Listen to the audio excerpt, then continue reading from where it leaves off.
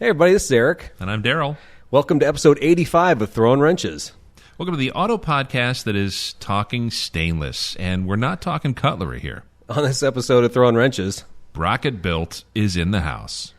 Actually, well, we're in his house. We're in your house. we're talking fabrication for the next hour with Marcus Brockett. Let's go, girl.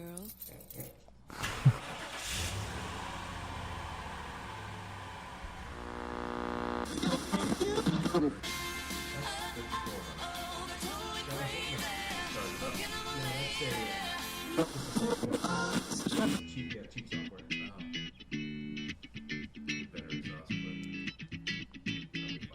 have plenty of clips.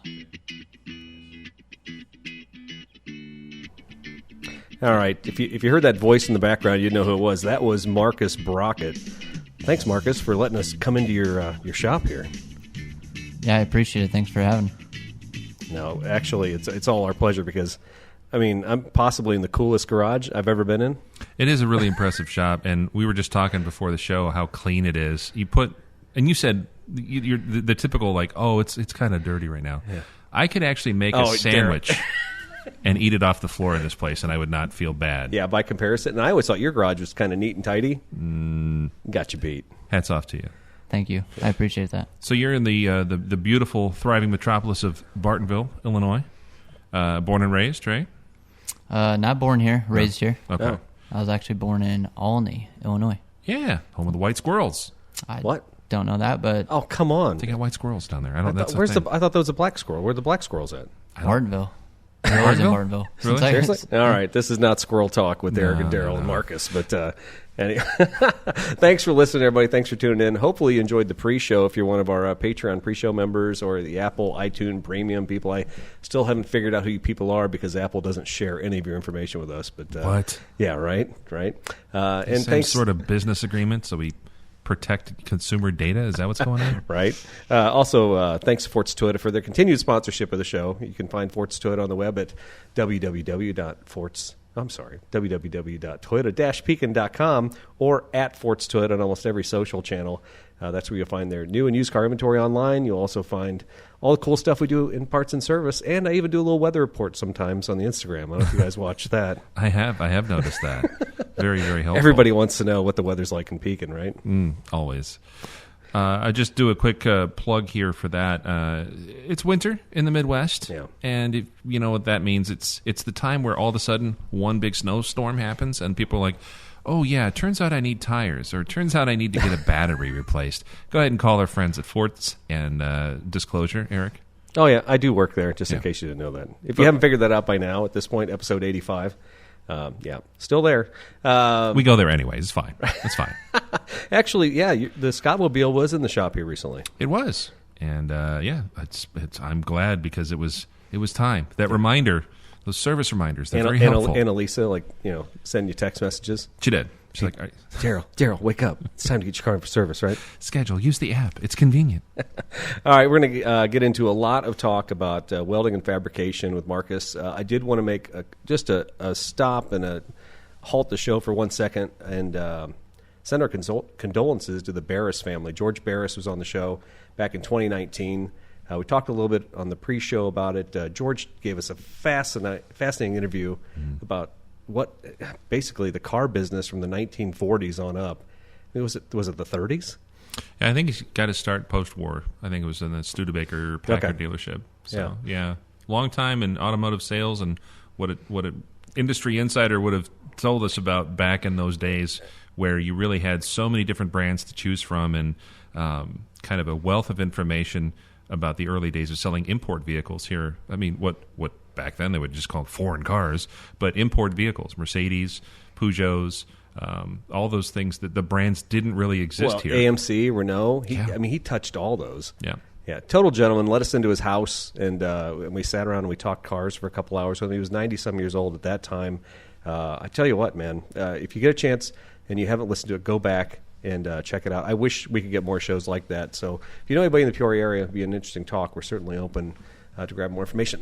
And as I recall, after that show was posted, we had a lot of communications from people who worked for George and knew George. They were saying how much they like that show. Yeah, absolutely. I got a little traction on Facebook, some like local history, like Pekin history groups and stuff like that. So that's always fun. I'll share a link to his obituary online. I'm not going to read through the whole thing. The one thing that did stick out to me, though, so one of the things we do, and Marcus knows this because we shared the doc.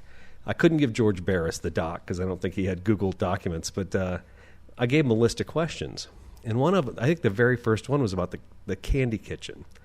And he was adamant that he did not want to talk about that. So was it a store, like a local penny candy store or something? Yeah, that's how I think the family, they were immigrants, and they started out with a candy kitchen in downtown Pekin. And I guess it was a pretty popular hangout back in the day. But George said, I don't want to talk about the candy kitchen. And I thought that was really odd because when I went through his obituary, I mean, there was a whole paragraph about how the Princess Candy Kitchen downtown Pekin was started with his father, and then they moved on to the Packard dealership. You know, would George approve of that obituary? Makes you wonder. All I'm getting to is write your own obituary, okay? Don't let your kids do it. Don't let your family do it. Exactly. All right. As we do with all shows, we usually start with projects, but do you want to talk a little bit to Marcus about what we got going on? Yeah, absolutely. Yeah, no. I was going to say we could jump all over. I will say this: Marcus is a kindred spirit when it comes to Toyotas and import cars and all that. So I think we're going to have a good talk here. I'm pumping you up, pal. Hey, I need it. Thanks for joining us. Appreciate it. Yeah, very, very nice. I've heard your name. I've seen your stuff on the internets, and I've heard Eric mention you. You guys met doing what, autocross years ago? Yeah, I think autocross went to a Pekin Airport. Pekin Airport event. Yeah. Brought the IS 300 wagon. He rolled up with that. Dude, I am an IS wagon lover. I saw my first one ever when I was in Europe. They didn't even have them in the United States at the time. I'm like, why can't we get that car here? Why can't we get that car here? And then he pulls up to autocross with it. I'm like, are you effing kidding me right now? This kid, and I call you kid because that was, 5 or 6 years ago? Yeah, it had to be. Yeah, you're in your 20s?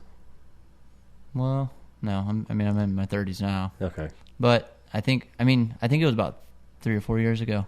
Yeah. I was still doing the Brockett Built thing, but under a different name. It was. What was what was your handle before? Shade 12 Fab. Okay. Yep. So that's what it started out as. It was cool, but I remember when you said Shade 12 Fab, I'm like, I don't know what this means. What was Shade 12? So when you weld, your welding lens, there's different shades. So you got 8 through 12. Actually, I think there is a 13, but I use Shade 12. Because you're burning the brightest, so you need the highest tint. Yep, and shout out to my buddy Seth, who actually came up with the name. That's cool. That's cool. That is cool. Brockett Built works better for me because Shade 12, I never could remember it. It didn't make it, but I wasn't looking in this industry. I wasn't looking for exhaust and stuff. Maybe it would have resonated more. I like the Brockett Built. I like the logo. So anybody follows anything here in Peoria through Cars and Coffee or through any of the local car groups knows Brockett Built. Because you kind of show up at the car shows, stuff like that. But you're kind of nationally known, right? A little bit. I mean, my daughter thinks I'm super famous. She's 7, so do you tell her easy to impress? I'm kind of a big deal, honey. Just scrolling through stuff and oh, look, it's Dad. Yeah, that's awesome. So your IS though, you've been a Toyota guy for a while, right? Yep, for a long time. So your IS is kind of a car that you decided to get to autocross, do some tunes on and whatever. But what really kind of gravitated you towards that car, and then also fabrication in general? So the IS didn't even know the wagon version existed until my stepdad told me about it. Big wagon fan. Nice. I mean, who's not a wagon fan? Yeah. I don't think anybody ever starts off a wagon fan. I just think it is the perfect as you start family. becoming more aware. I mean, because I remember looking at Ben's wagons years ago. I'm like, those are so terrible. They're awful. Now I look at them like, that's so hot. Right. I kind of want one. What's that all about? And Toyota, it's all right, well, is there a wagon I can get that's a Toyota? I mean, you got the old Corollas. There was Camry wagons in the 90s, too. Okay, with that weird wagons. roof line. Yeah. Yep. Yeah. But they had that V6, and they were strong runners.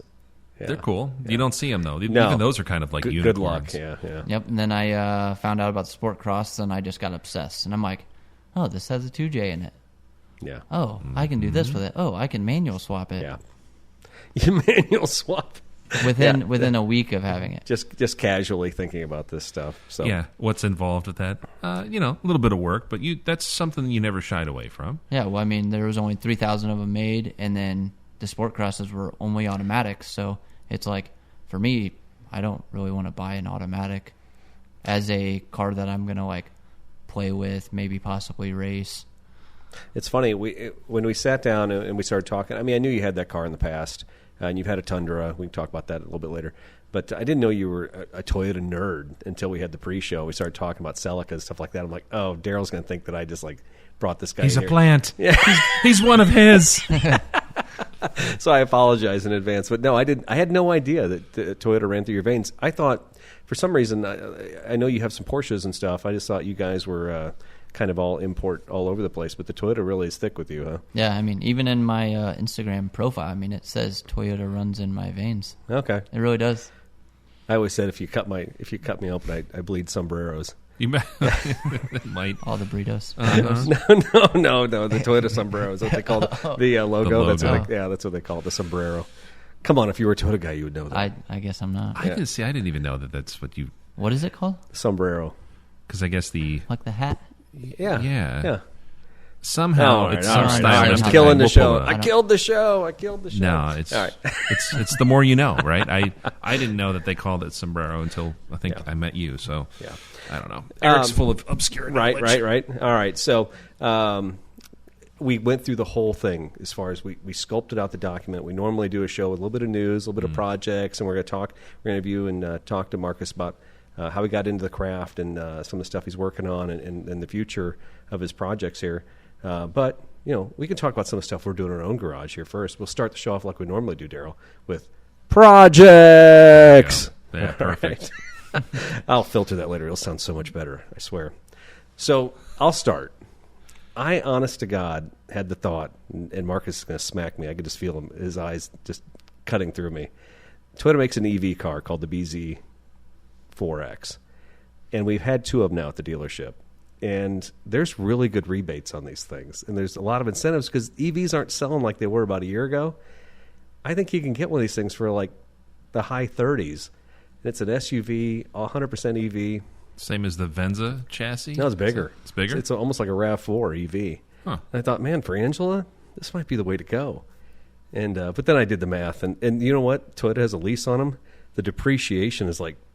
It's like 60% in 3 years on these things. Really? Yeah, so they're not thinking they're going to hold any water. So maybe I'll wait for a year or two old BZX4. That's probably the worst depreciation value on a Toyota. It possibly is, yeah, because generally speaking, 40% is what you expect in 3 years. Yeah, to have 60% loss. That's Land Rover territory. Yeah, it was a $700 a depreciation. month lease, even with all the incentives of like, seriously? That was awful. It's up there. Yeah, and then I think I was the only person in Central Illinois and maybe in Illinois who saw Ferrari on Christmas week. I don't know. I mean, I talked to you guys about it.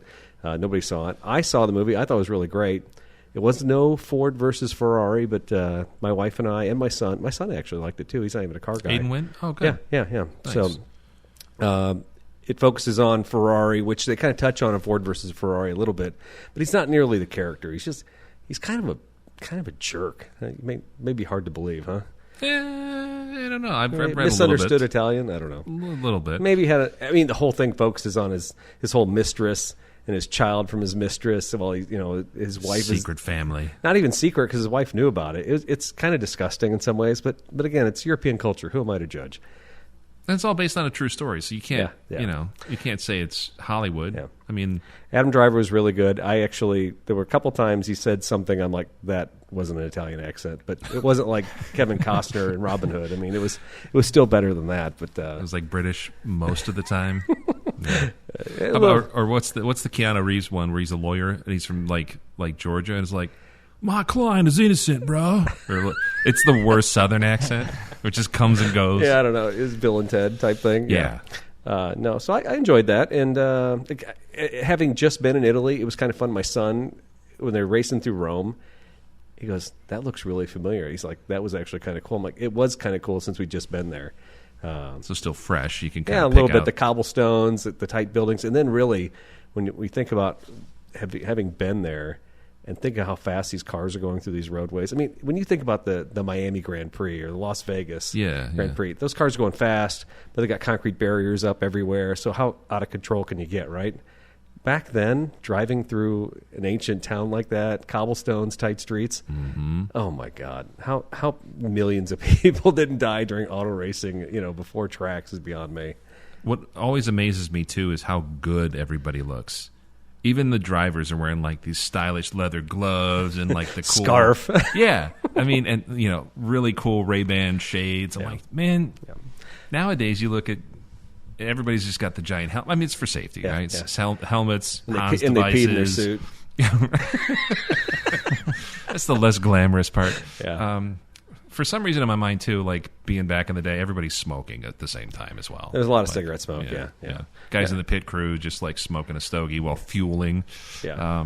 Safety's important, but I guess, so's looking cool. So maybe we should throw back to the days where, I don't know, style over function. Yeah, so I'm not sure that was much of a project, but seeing a movie on Christmas, you know what? It was, and it's car related, so I will say it's a good flick. Definitely worth watching if you're into road racing. We were talking about this in the pre. I'm going to reference the pre-show. We had a great pre-show, to be honest with you. So as opposed to some of our others that are terrible. Now it was epically good. Of course we talked about movies, but that Lancia movie is coming out too. I mean, I think there's opportunities. That's news to me. Yeah, for some great car movies here. I love the fact that we're seeing this stuff, and we talked about Gran Turismo. Even my wife sat through Gran Turismo. I'm like, I don't know what's happening here, but I may have converted my wife into watching car movies. What's that all about? Maybe car culture is always cool, and now the rest of the world's finally understanding. That's what it is. That's what it is. All right, that's enough about me. What's going on in the Scott Auto Museum of North Peoria? Not much. It's cold, and my garage isn't insulated. Unlike our shop that we're in now, which is amazing.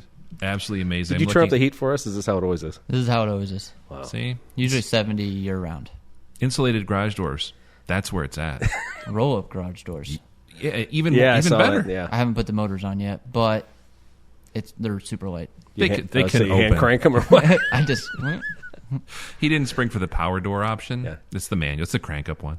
No, I'm really not working on much right now. I went to a swap meet last weekend up in beautiful Peatone, Illinois, and a couple of my car club buddies and I rode up there and picked up some new old stock parts for the 55 Cadillac. So nothing fancy, just a few things here and there. I did get a beautiful keychain for the Fury that is a gross dark green leather. That's the same color as the interior.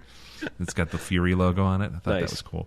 I was looking at the guy's collection of stuff on the table, and he's like, he could tell I was looking at that. He's like, "Oh, well, whatever you give me on that, I'm whatever it's marked at, just whatever. I'll take whatever." I'm like, not a lot of people clamoring for a dark green 70s vinyl keychain. So what did you give?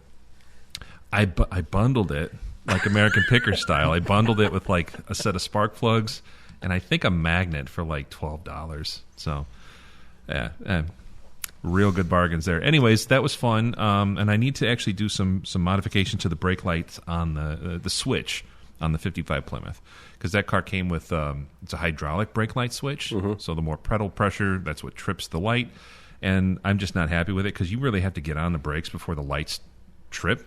And I've noticed following. So it's in the booster? Is that where the switch is at? Yeah, well, it's manual, so there's no boost. It's just right at the end of the master cylinder. Okay. So it's actually plumbed in line with it. And you can't, it's not like a tightening a thread or bringing something closer or anything like that? No, they're all pre-calibrated, and I've tried 2 other switches, and it doesn't, I don't like it. And the only reason I know that is, you ever follow somebody in one of your cars, and you notice something like either, hey, it leans to this side, or maybe it smokes, or something doesn't look quite right, or like the brake lights don't really work. Yeah. So I was following my wife to a show one time, and I'm like, "Are you using your brake? You're just like coasting all the time, leave it in gear." She's like, "No, I'm on the brake. What are you talking about?"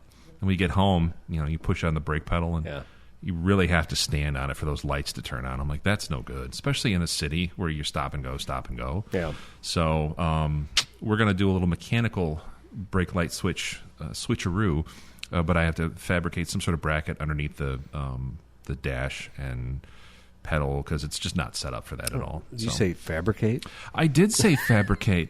If only I had, the skills that somebody I know here at this table had. Oh, hi, Marcus. How you doing? Oh, hey, how's it going? Yeah. Speaking of fabrication, you don't ever have any projects going on in your shop, do you? Not a lot of my own. Your own projects. So after you're working and building stuff for customers or for whatever, do you still have time to kind of mess with something that brings you joy? As of right now, it's my daily driver. I got a GX 470. Nice. And I actually just put a 2-inch lift on it. Is that the pearl white one outside? It is. Beautiful. Beautiful truck. So folks who aren't super into those, that's basically what a 4Runner, but a Lexus version with a V8? Is that kind of what it is? Yeah. Full frame? Or a Land Cruiser Prado. Yeah, the Prado platform is kind of spanned the FJ Cruiser, the 4Runner, the GX models. For whatever reason, Toyota decided that the V8s would never come over as a Toyota in the United States. Pretty much same frame, Yeah. same suspension, Yeah. except that comes with rear air. And rear airbags. Okay. And so there was a time when you could get the high roof. It really did. The 4Runner and the Prado looked very similar, except like the Lexus versions had the high roof, and then the ambulance doors and stuff like that. They're nice looking SUV. They They kind of really got, are. but as the Lexus has grown, they've made it a little more luxurious. It is very luxurious. Yeah. It's nice. I mean, it's 2004. I got it with 58,000 miles on it wow. last January. Yeah, all-wheel drive, right? Is it Yep. full-time four-wheel drive? Yep. That's the other thing the Lexus has. Toyotas are selectable, which I kind of like. Yeah. But the V8s have all been full-time. And is it Yep. a 4.7, 4.6? Uh, GX4 4.7. Yeah, it's Okay, 4.7. okay. Yep. So nice rig, and definitely. How does that work with aftermarket support? Though, is there as much out there? Or? I mean, I think there's just as much as any Tacoma 4Runner. Awesome. There was a time, actually, where the GXs were cheaper on the used market than the 4Runners. Until Donut Media. Did they exploit Damn it? you, Donut Media. Yeah. Yep. They did the... He's shaking his fist at you right now. Well, I've been saying this now for the last year. There's more 4Runners sold than there's ever been sold. And when they only get 12 miles a gallon, there's going to come this precipice where there's going to be a lot of 4Runners on the market. And I don't know that the GXs will suffer that. I mean, we have 4-liter V6s and all those 4Runners. I do like the selectable four-wheel drive, but that V8 power gives you the flexibility to tow, and it gives you a lot of power and torque that some people just demand over the anemic 4-liter. So Yeah, and it is, I mean, I guess between the non-VVTi, which is 02 to 04, and then after that, the VVTi motors, I mean, that definitely has a lot more torque. Yeah. And same with the 4Runners is the same between the non-VVTi and VVTi. Yeah, there was that small couple years there. Yeah, Yep. Yeah, but still, even with the VVTi, I just ride in the slow lane. I don't care. It doesn't matter. I actually have a guy out in California, MBP Tuning, small guy. He does tunes for a lot of Toyotas. Mm-hmm. He redid. I sent him my ECU. I was just going to ask and how you did it it. is a wake up. Like I can burn out in that thing now. No way. Not joking. You got plenty of power. In full-time four-wheel drive? I'm not joking. Wow. I told my brother, and he was like, "There's no way." With slicks, no tread? Oh, I got brand new I'm trying to give you on it. You got bleach on the ground? I mean, Well, on that 4.7 will rev. I mean, they scream. That's pretty impressive. So that's your daily, and you can't leave well enough alone. You put a lift on it. What else have you done to it, or what do you want to be doing? Got the tune on it. Built the Y pipe. I got the Y pipe on it. You know a guy. You know a yeah, guy who I do makes know a those. guy. makes good noise? I have something in the work for it. Oh. Rear fender exit, Oh, nice. but I haven't got to that project yet. Okay, So pretty that- much going to go up and over the axle. Yeah. And then dump passenger side, right below where the fender and bumper body line meet. So I'm just going to have like a exhaust bezel. Yeah, I think Jake just shared a video like that. It was a guy did two things to his 4Runner, and one of them was the back window delete, where he put like the tool window, and then they piped the exhaust right out by the tail light on the side of the body. Trimmed out real nice like that. Yep. Yeah. That's nice, and it is nice because honestly, on the trail, my tailpipes are smashed. I mean, they look like V's because I've just mushed them. And that's up. a big issue with a lot of the 4Runner or 02 to 09 4Runner GX 470s is the skid plates are smashed through the Y pipe. Oh yeah, And honestly, the Y pipe on all them cars are like double walled. Mm-hmm. So there's like, I mean, it reduces down to like a little over an inch right there. Yeah, yeah. There's a spot where they cross over from the driver's side to the passenger side, right, and they follow a frame rail. And I have just tree hugger one, just annihilated. Oh yeah. Well, so then I did the whole Bud Built skid system on it, but then that's smash. The way Toyota did it, it's so level with the cross member of the body. It's almost impossible not to get rocks and debris or be rubbing on something because you sandwich a skid plate to it. I mean, they didn't plan on us doing that stuff with it, right? But now they do. The Trail Hunter edition? Yeah. It's all routed differently? Well, I mean, just all the new Tacoma, new Tundra. Yeah. They'll have their Trail Hunter. We'll see. I mean, we'll see how that all goes. It seems like the aftermarket always improves on what the manufacturer does. And there'll be somebody doing something that they'll be like, I don't like the way the manufacturer did this, right? That'll be your job, right? Yep, that is my job. And we'll dive into that in a minute. But I have, in the document here, you listed something about a knife. He has a knife, what's this ladies and all about? gentlemen. Okay, so I didn't realize it was just like car related. No. So Whatever. I talked about a movie. Yeah, Eric talked about Adam Driver films. Okay, so what else you got? So I started designing a knife. It's called the Hunter Series knife. It's mostly for like, I don't know, filleting. Killing people? Not killing people. I do have a nice video on Instagram about it. Just maiming. About killing people, about sportsman knives. About the knife. Okay, we'll check that out. Yep. Achilles tendon. But I went down to, the story behind of me designing a knife is I went down to, met up a guy locally. He owns a Whiskey City Forge. So his name is Dorian Mozak. He was on Forged and Fire. Okay. Whiskey City is Peoria? So he's right across the street from the Ivy Club. Okay. Up towards Chillicothe. 29. Yeah, Yep. okay. Yep. So I end up hitting him up asking about building a knife for my son, and we end up was able to go down there, and my son Benjamin was able to forge a knife. Cool. So it was a really cool experience. And then from there we talked. We're going to collaborate on some things, and I was like, no, I'll just design a knife, and then I'll have him do his thing with it. Right on. And so, yeah, this is the new knife. So that's a project that you're working on. Yep. So that's one of the personal projects. So I watched Forge and Fire, and it sounds like you can make anything in an hour on that show, right? I mean, he told me that's what they seem, what it seems like. It's not that case. It's a little editing involved. I mean, maybe. sometimes they Just start a hacking little at a bit of watermelon and the thing falls in half, But it's like the house flipper shows, right? Yeah. It's a half hour, and they completely redo an entire 6,000 square foot house. Yeah, sure. But that's awesome. So, and that all came out of you just reaching out to someone locally. Yep. See? He actually knew about me. He saw the garage and was like, "Oh, I got to meet this guy." Yeah. That's cool. It is an impressive. So I reached out to him and was like, "Hey, I'd like to do this," and super nice guy, and kind of hit it off. Just another cool metal worker. Blacksmithing. So that's another very manly task, along with chopping wood. Yeah. So we found out you're a hunter, and now you're making knives. All right. I feel a little bit of like a bug out kind of guy happening here. You ready? You got the flannel shirt on, shirt coat. Yeah, and the mustache. I'm converting. The flat bill is shipping container. I saw a shipping container out there. I don't know. No, you know what though? The takeaway for me on that one is never be afraid to just reach out, talk to somebody. If you've been following someone, that's my big hang up is I'll see somebody and I'll kind of have an idea. Oh, locally there's like a couple guys that build these types of cars, or people are into motorcycles, people are into stuff. I'm like, oh, it'd be cool to kind of get to know them or whatever.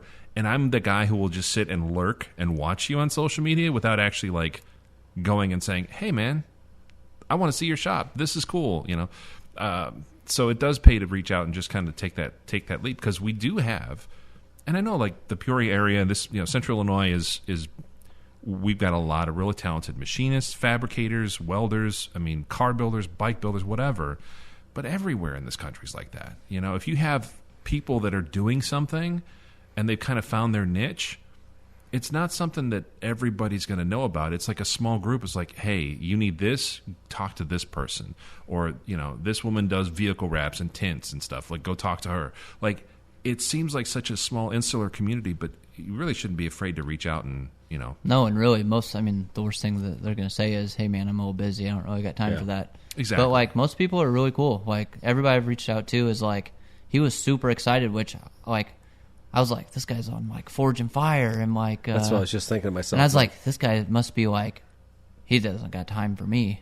But I mean, honestly, we spent 8 hours down there, and then the next time I dropped off something to him, I was just supposed to drop it off. We spent 8 hours talking, and I'm like, chilling, I ruined my day. Yeah, right. I just got nothing done You besides get home just at talking. 7 o'clock at got night. 16 like, hours and a knife he didn't even build. Yeah, and so also a cool thing about like what I do is when I rebranded to Brockett Built, Yeah. it's like it covers anything that's the 80 pulling up. Okay. All right. I thought the garage door was going to go up for a second, but No. I forgot there's no power on There's it. not. Yeah. That's But good. it kind of encompasses anything I want to build. Like if I want to build knives, like I was doing Christmas presents a couple weeks ago. Yeah. And behind me I got a spatula. Yeah, it's You cool. see that? Yeah. Those are yours? Yep, The, made a spatula Yeah. for my best friend out, Justin. They're So great. They're great. That is, It's that is super a heavy work of art. duty, and I was like, That's a lifetime spatula. yeah, it is. That's awesome. Are you selling those now? Yep, $45 a piece. So I saw there's a bottle opener. There's some other cool little. Yeah, I've had a couple gadgets. I mean, I've made like titanium lotus flowers. I mean, if I had a table that could cut, you know me. I make stickers about you all the time, Yeah. so I would probably make your head Yeah. on a On bottle a opener. plasma cutter. Yeah. Yeah, I think I Yes. may have to talk to you about maybe doing a contract of a couple for the Patreon. Oh my goodness. So I guess the biggest question I have about that is how many other History Channel contestants live in the Peoria area? Makes me wonder. I would think if somebody had been on the History Channel and was doing that Forge and Fire, it would have been like in the news. You would have been like, hey, you know. I mean, I think he's really well known in the knife community, but locally, I mean, he's involved in the community. He owns 309 CrossFit Gym, so actually he does a lot of stuff with Parkinson's patients. Oh, He cool. does like boxing classes. So Parkinson patients. I mean, tomorrow is always going to be worse. Yeah, So it's like that's really I think what his pride and joy is, besides his kids, that's cool. is doing that, and the blacksmithing, making knives is kind of a couple days a week, a side thing. Yeah, That's impressive. that's awesome. Yeah. Congrats for you being able to get that out there, and eventually folks will be able to find that on your site. And we'll shout out a couple times, but right out the gate, before folks kind of get the whole the full Marcus Brockett experience, where can folks find you? So you can find me on Instagram, Facebook, TikTok, YouTube, all at Brockett Built. And that's Brockett with 2 T's, Brockett.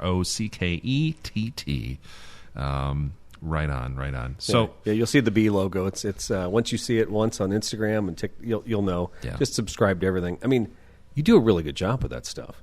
I mean, I try. It's a lot of work, but I know it is. That's the only way I've actually grown and got even local work is through just pushing social media. Yeah, but you've been. I know how it is at the dealership. I try and do like a little post every day, but I don't put any production at all into it. I'll just do a quick story, something like that. But some of the stuff you put out, I'm like, man. And obviously, you're selling a product, so you can't have a lackluster advertisement, right? So you really put some time in that stuff. Thank you. And it's practice too. Practice makes perfect. The more you do them, the better you get, right? Yeah, and I mean, it's definitely a task just to make a couple video and then sitting there and you're like, I should take a video of this. Yeah. Oh, I should take a video of this, and then you're like, 30 minutes later, you're like, I need to get back to work. Actually, welding. And I could actually do this. Yeah. Editing. And then somebody messaged you, and you're like, dang it, supposed to I shouldn't have picked up that phone. Exactly. But it's a different skill set, and that probably it's like a muscle, right? It's like, I'm gonna work this one here for a little bit, Yep. go back to what I was working on before. So switching gears, that's got to be difficult, but you manage it all very well. So Well, thank you. yeah, we'll get into the origin story here in a minute. Yeah. Eric, do you want to just rip through some of the news highlights? I put one news article down, and I don't know what. I mean, I know Marcus hates EVs, and maybe we'll talk about that when we talk about the pre-show. We talked about that fabulous pre-show. Hate's a strong word. Yeah, Tell us but how you really we do feel. have one Dislike. article in the news, and I couldn't resist. It's not EV related, thank God. Oh. Yeah, VW vehicles converse with drivers via Chat GT by mid-year. This could be nothing but great, right? Volkswagen's voice assistant integrating ChatGPT into all of its cars will be able to converse with its users in a back-and-forth dialogue by the middle of the year, the car maker said on Monday as it presented the technology in Las Vegas. Volkswagen presented its first vehicles featuring ChatGPT to be available to customers in North... This is the same thing twice over. Whoever edited this for Reuters did a terrible job for me. It was AI that did it. It probably is. There's story. probably a six-fingered AI who wrote this. Anyway, it was at CES, the Electronic Trade Fair, and I think that this is foreboding and crazy, and pretty soon AI will be judging the way you drive. ChatGPT will be saying, oh, you're going a little fast into this turn.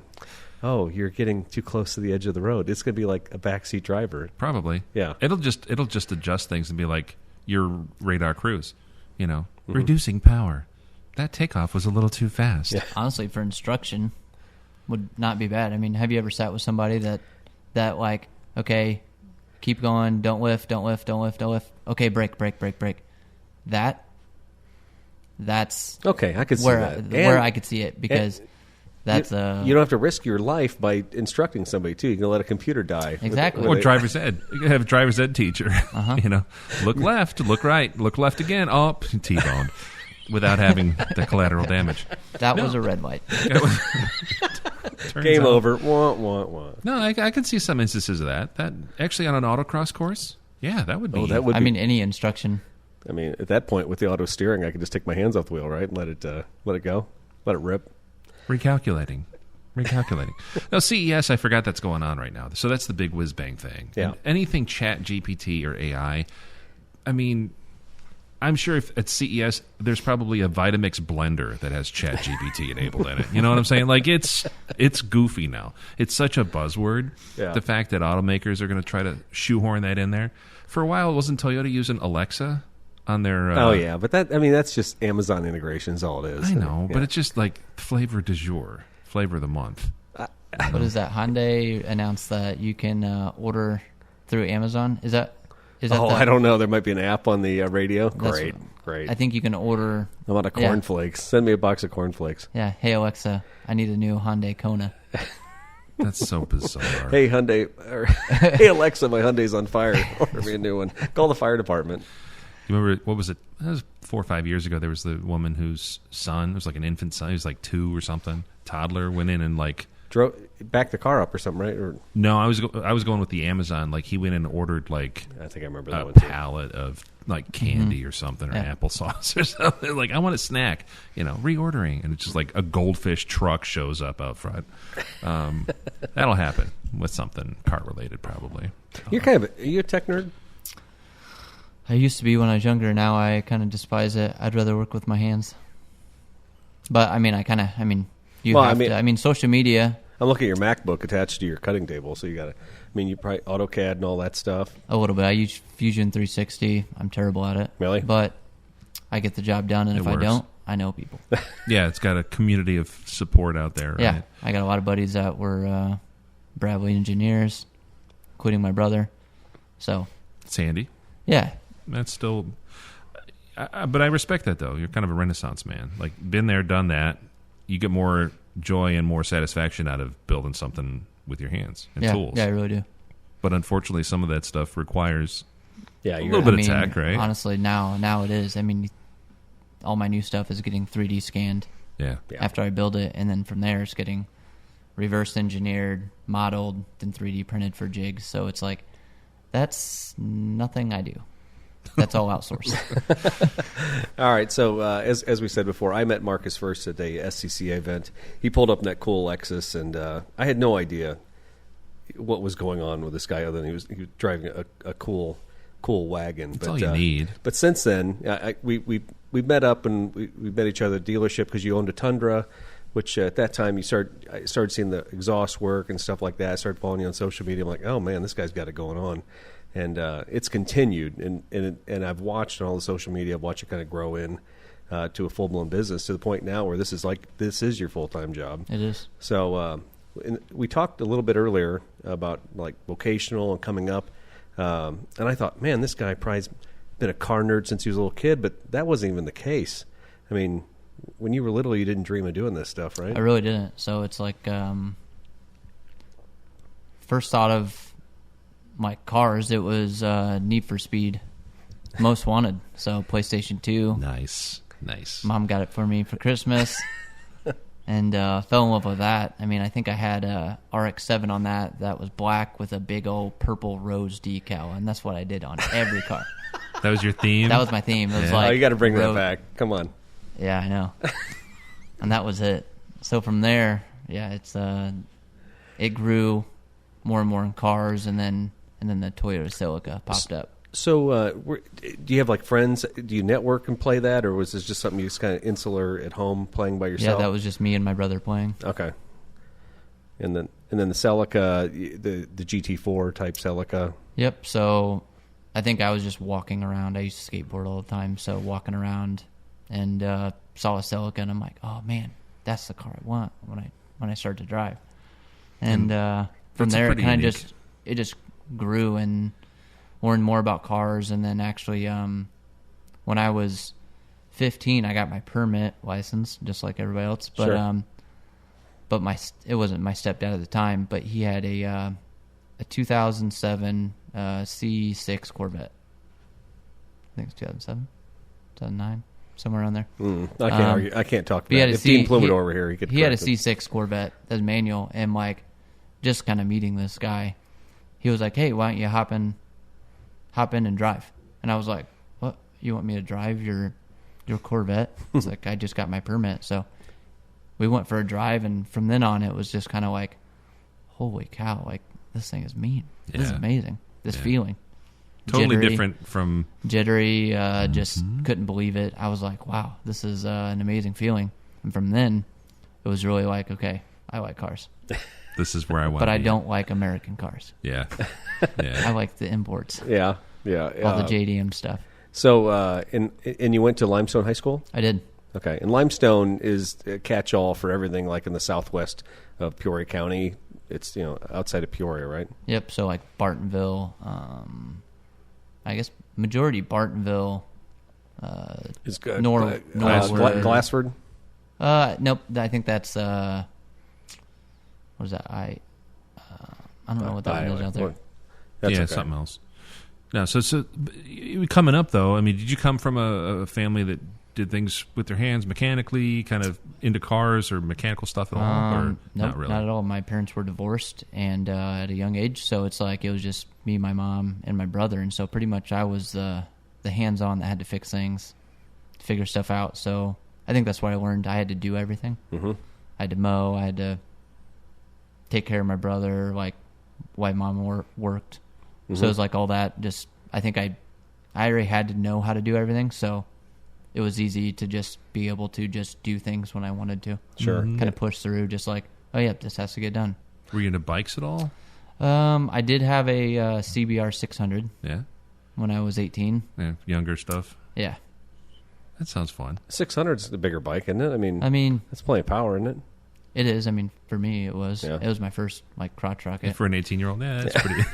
Yeah, I mean, I was You do okay. extremely Yeah, dumb on it. okay. That's why I got rid of it. I used to go down 24 because when we lived south of Pekin, you go down 24 and you see kids just doing wheelies for miles. And That was me. That's probably him. That's probably young Marcus. That was young Marcus. yeah, I'm just like, somebody's going to die, and I want to get away from this scene right now. So Yeah, I had to stop. yeah.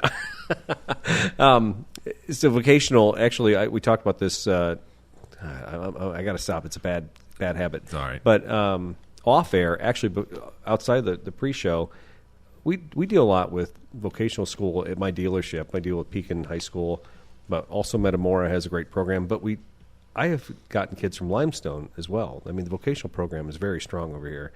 And is it like everything? Do they do all different types of things like Pekin, or did you fall into anything? So Limestone's welding is phenomenal. Like chain seals, the instructor is kind of what inspired me to actually get into welding.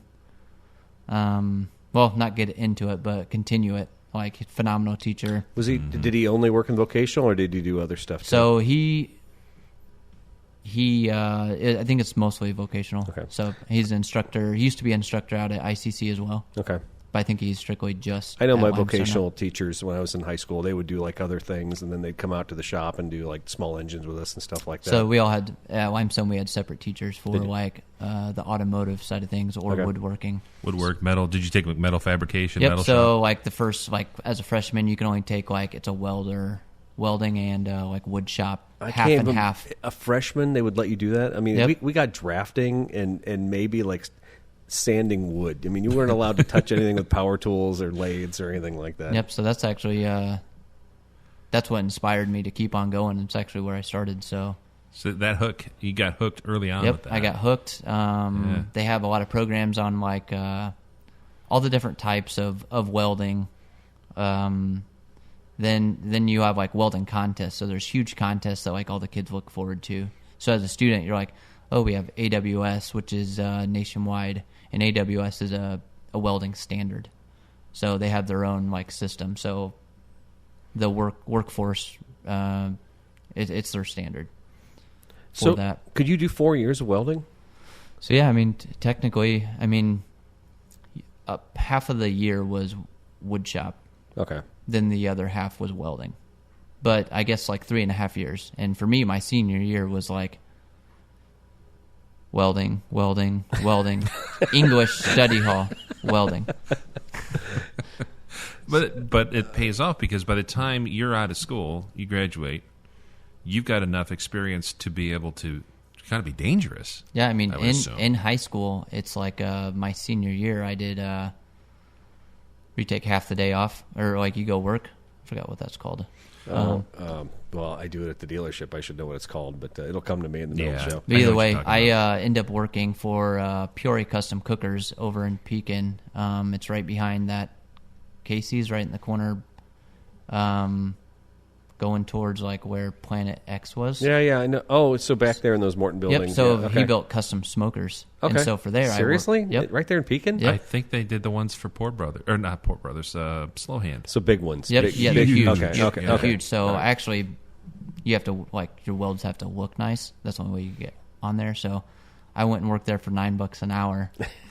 And you were in what, high 18? school. And you I was- drove over I was from Bartonville every day? 17. Yep, I was 17 Jeez. doing it, and yeah, that's actually my first job. But after that, I mean, you get out of that. I mean, I was making always 16 at least an hour right out of high school. Yeah. Any manufacturing place in the area.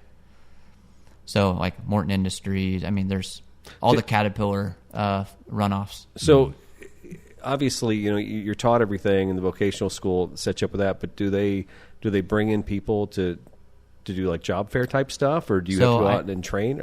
So I never saw any of that when like in high school. It was mostly like, this is what, I mean, I guess there was like, this is the standard. Everything's like, everything's almost MIG, the MIG process. And if you don't know what that is, it's the wire fed. Okay. And that's It's like what we your use, coloring pretty much. like the Hobart over Yep. there? Yep, And that's that's what we Hobart. use at the dealership when we're doing exhaust work and stuff like that. Yep. So that would be the MIG process. And that's kind of like the standard for production things. So like what Caterpillar uses, what Komatsu uses, really any production style for like mild steel.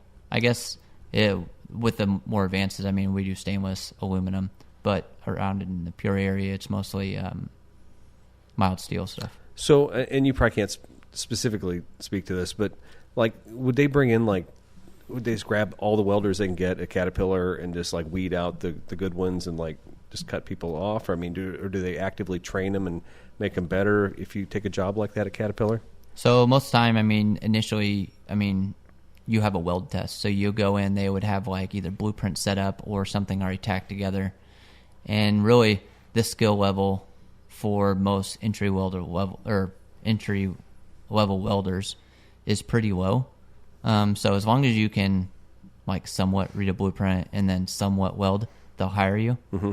But like people that could actually like put something together, read a blueprint properly and assemble it properly, then weld it out properly. It's like it's a good skill to have and good pay. Sure, you think about all those different industries that rely on good, clean welds. I mean, things I wouldn't even have thought of. Healthcare in terms of some of the specialized equipment that's out there, or facility maintenance.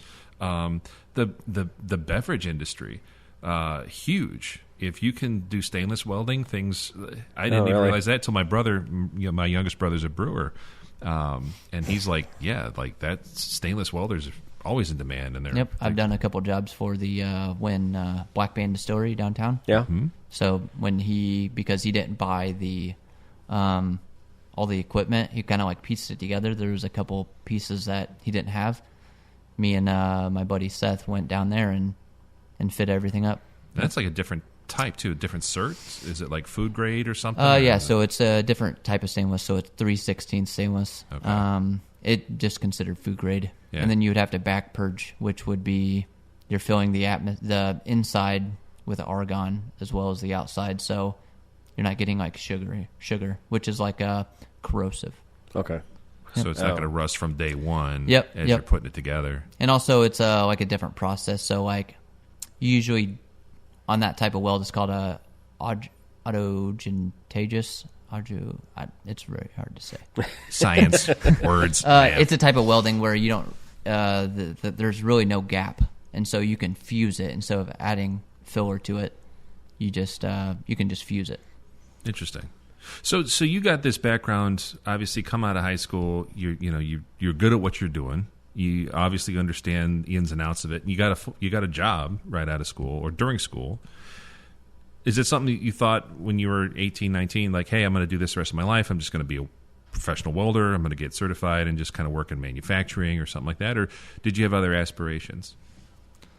So out of high school, I had no clue what I wanted to do. But I had the club. Yeah, I had a kid at 17. Oh, wow. So for me, it was just work, provide. Yeah. And then from there, it's like just kind of bounced around from job to job in the welding. But like at some point, it was like,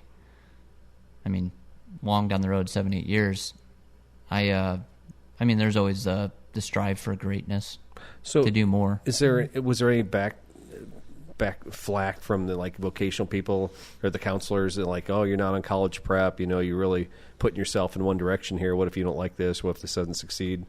Or was that never even a conversation? It wasn't even a conversation. Like welding for me was very naturally, like I was very naturally talented at it. And so it's like when we would do the like weld contest, and it's like there was 4 of us that like kind of changed limestones. There's contests, and so usually East Peoria won every year in all these contests. Well, beginning my freshman year, we won every year, and now I think they're like 13 or 14 years running. Yep, straight. Nice. And so it was like my class that started that, so there was like a bunch of good guys. Same instructor out there right now? Yep. And is he a younger guy? Is he going to be there for a while? He should be there for a while. What's his name again? Shane Seals. Shane Seals, okay. Yep. So do you talk to your instructors, or do you talk to him still? I see him here and there. I haven't talked to him lately, but he breeds welders. Okay. Their program is phenomenal, and then from there, they recommend to go to ICC, which phenomenal welding instruction out there, and then it's ran with one of Shane Seals' students. He was a couple years above me, Jeff Joes. So what would be so obviously high school is just like anything. High school is one level of education. College should be a higher level. What would you be learning at the college level over at high school? So high school is pretty much entry level of arc welding, MIG welding, TIG welding, just a little bit of TIG. And then you got different levels like 1, 2, 3, let's say. So you pretty much touched bases. Classes are 50 minutes a piece. Sure. It's like you're instructing 20 plus students. So you go from that aspect, you're doing it for 3-4 years, you get a hang, but you don't get a like deep dive into everything. Now, when you go out to ICC, you have the same thing, but there's more processes. You're using them in different ways. I think even ICC has a welding art class. So you're doing art, but you're using different types of processes to like sculpture and stuff. Yep, just to achieve that. Huh. Because we probably all know Preston Jackson. Mm-hmm. Yep. Yeah. Famous artist in the area. A lot of his sculptures are welded. No, didn't even know on that. stainless. I knew he did the bronze stuff. He does the bronze, which is another. Oh, you know what though? So there's like a sculpture down on the Riverwalk. Yep. Of He has a bunch. the woman holding the candle thing. What? Yeah, like she's waiting for someone to come back or something. I think she's like has a kid in tow or something like that. But Yep. it's like a slavery thing or something. And like then that. also on that's the- stainless. It's Yeah. beautiful. Yep. He's- And also on the south side of the Civic Center, it's like 80, 90 feet tall. That's He his? has a sculpture. Yep. Super talented. I had no idea that he could do that. Okay, Yep. wow. He's a great guitar player too. Yeah, He's a great jazz guitarist. Like nobody. He's actually he was probably a good guy to have on. He's a huge car enthusiast too. really. Yeah. Yep. Yeah. I I used kind to- of grew up around him. We can get guys like you. I don't think we can get Preston. I used to produce a Preston's jazz super show nice. he was on, so I knew him. He was super cool dude. So, as a kid in high school who can weld, you had to have the best exhaust on your car. As I a kid, right? honestly, I wish I did. I dreamed about having a nice car. I had a 97 Dodge Neon. All right, that's the pinnacle of automotive excellence right there. Did it Yep. rust out? It was completely rusted. How much you pay for it? $500. Nice. It's a lot of money back It then. had a very nice stereo system in it, though. It probably had a $1,500. $1,500. He's got $3,000 in the stereo. $500. Not a car. cherry bomb though. Come on, man. No, didn't even think about doing exhaust then. It's kind of crazy. Yeah. So, okay. So, I mean, you were 16. That was your first car. Yep. But when did you start working on your own stuff as far as exhaust and stuff like that, or did you ever when you were in high school? So in high school, no. I mean, I did my own maintenance, but and then I didn't even get my second car until after high school. So how do you make that leap from growing up video games, being kind of interested in cars? You get some skills under your belt. Then when does the magic start happening where you're like, you know what? I've got some ideas. I'm going to start fabbing some parts. So fast forward from high school, I guess 8-9 years. Then it's like I have the IS300, and that's Okay. really where the fabrication took place. Really? Yep, that was really the car that I first started doing Were you doing- fabrication work. for- Like actually, like not just like a quick fix, or it was something that like, oh, I'm going to design this, I'm going to mock it up, and then I'm going to build it, and then from there, it's like I was able to actually sell that same product. Wow. So for 7-8 years before that, you were just basically doing a day job welding then? Yep, I did a day job until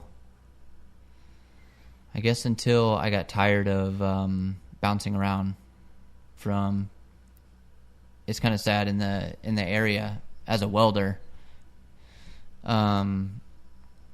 Anything that feeds into Caterpillar, pretty much it's like you get hired on as a temp, and Okay. being somebody that's young, 18 to 25 years old. I mean, maybe it's changed. I haven't worked in that industry, in the manufacturing side of things. It's like a under lot of Caterpillar. satellite businesses that feed into Caterpillar. And stuff. Yep. Yep. So it's like you get hired as a temp. So then you get like 3 months or 9 months or 90 days of like zero insurance, low pay, and then most of the time within that 3 months, they'll weigh you off, and so you get hired on, you work, you bust your balls, and then you get weighed off. And you're hoping that maybe they'll bring you back as a full time at some point? Yep. Okay. And it kind of depends on Caterpillar's workflow. Because, I mean, when they're hiring, they'll hire 15, 20 people at a time, and then they might keep one or two. Yep. And then you just kind of bounce around from shop to shop. And that's kind of what I did for about 5 or 6 years. That's going to be brutal. So you have a family, young family, and just trying to do that. And not all of us that. I mean, I was immature. I mean, you mess around. Sure. And, Oh, dude, I can't and it's imagine. like the You grew up pranks we fast. pulled. It's like you go from weld shop to like working with 8 of your buddies at a full-time job on third shift. It's like A little different. there's a little bit of horseplay. I run happening. a shop of 20-year-olds, believe me, I know. Yeah. What's the big welding prank where you fill a bag with something and they hit it and it explodes? Oh What yeah, is- so you can fill it with like argon or some other inert gas. but yeah. I've You just seen wait for a spark to happen and then pop. I've seen a few videos of that where I'm like, that would probably give me a heart attack right then and there. But every welder I've talked to, like, yeah, that's Our happens. initiation in the shop used to be you'd have a coolant jug and you just hook an airline up to it, tape the living crap out of it, and then release it and just set it beside a guy and just walk away. And the explosions, I mean, people from up front would be like, what happened back here? You have a guy wiping the poop out of his pants back there, Yeah, Code Brown. Oh, that's funny. So you do that for a while, and as the IS, I mean, obviously being a car guy, IS 300 or the IS cars were pretty hot back in the day, but the wagon is pretty neat. Is that something that you always wanted, or is it just a daily you thought was cool to have, or was it a second car? What was? So I was looking for my next car, project car, just another daily, and my stepdad told me about. I'm a big Toyota fan, so it's like I want something Toyota, no matter what. And he's always pushing like BMW or some other odd car. Some other odd expensive car. For me, it's like I don't want what everybody else has. I always want the oddball, something that's unique. And so he ended up pushing. He said that there was a wagon, a Lexus wagon, and I'm like, what? So the IS300, I knew it locally. There was a couple guys that tuned them and stuff. Just the OG Cars and Coffee guys, actually. Mm-hmm. And so I found out there was a wagon version, and so my eyes were, I couldn't stop. Yeah. I got obsessed. Yeah. You're out there like 2 a.m. on eBay bidding on stuff. Yeah, just nonstop. Researching everything. Okay, if I do this, what do I need? Do I need to go Nat, or do I need to do a Risto swap? So it was like, do I want to do big single turbo, keep top stock twins? Cut the hood open. Yep. What did I want to do? So manual swap was the priority on that one. Yep. Were those ever available from the factory, the manual? No, they weren't. No, not the wagons. The wagons. The sedans were, and that was kind of. I would say it was probably 60% of those when they were first sold were manuals, weren't they? I don't know. They're so hard to find. Originally, like the original 3 liters, there was a lot of manuals, and they even had cool colors, but they turned more into like a. I don't know, like a college kid car. It is definitely like the second, third owner. Really, it's the 4-door Supra, so it's like the cheap version. It's in the back seat on those first ones. I thought this would be great. It'd be a good family car. We took one in. So tiny. Oh, it is. It's so tiny. Really even the wagon was tiny. Was like, it? The sitting in the back seat, because it's like for me tall. It's like my seat's always all the way for car back. seats. It's fine. Yeah, car seats fine. just as long as your kids don't have legs. Yeah, exactly. So you pick this thing up, and then instantly, did you drive it around a bit, and you're like, hey, I kind of found some tweaks I want to make to this, or what was kind of the first moment where you're like, okay, now we're doing this. Okay, so once I found one, which took about 6 months, I needed white exterior, black interior. Couldn't find anything, and then finally one popped up. I sent him a message, offered a price. He actually agreed right to it, and I was like, okay, why don't you take it to a Lexus or Toyota dealership? Let's get a service on it. Let's get an inspection. It's located in Orlando, so end up flying down there with a wife. And, nice little Florida getaway. Yeah, without the kids, and end up driving it back, and had a couple issues after driving it extremely hard through the mountains. Cats got clogged up. Had to pull over to an O'Reilly's and unbolt the exhaust, beat out the cats. Did a cat, right there in the parking lot. A roadside cat delete. It's a little honeycomb laying on the road. I guess that was my first official cat delete. First mod. Yeah, it's a good one. And then drove the rest back all the way to Illinois. How'd it run? After the cat delete, it ran like a top.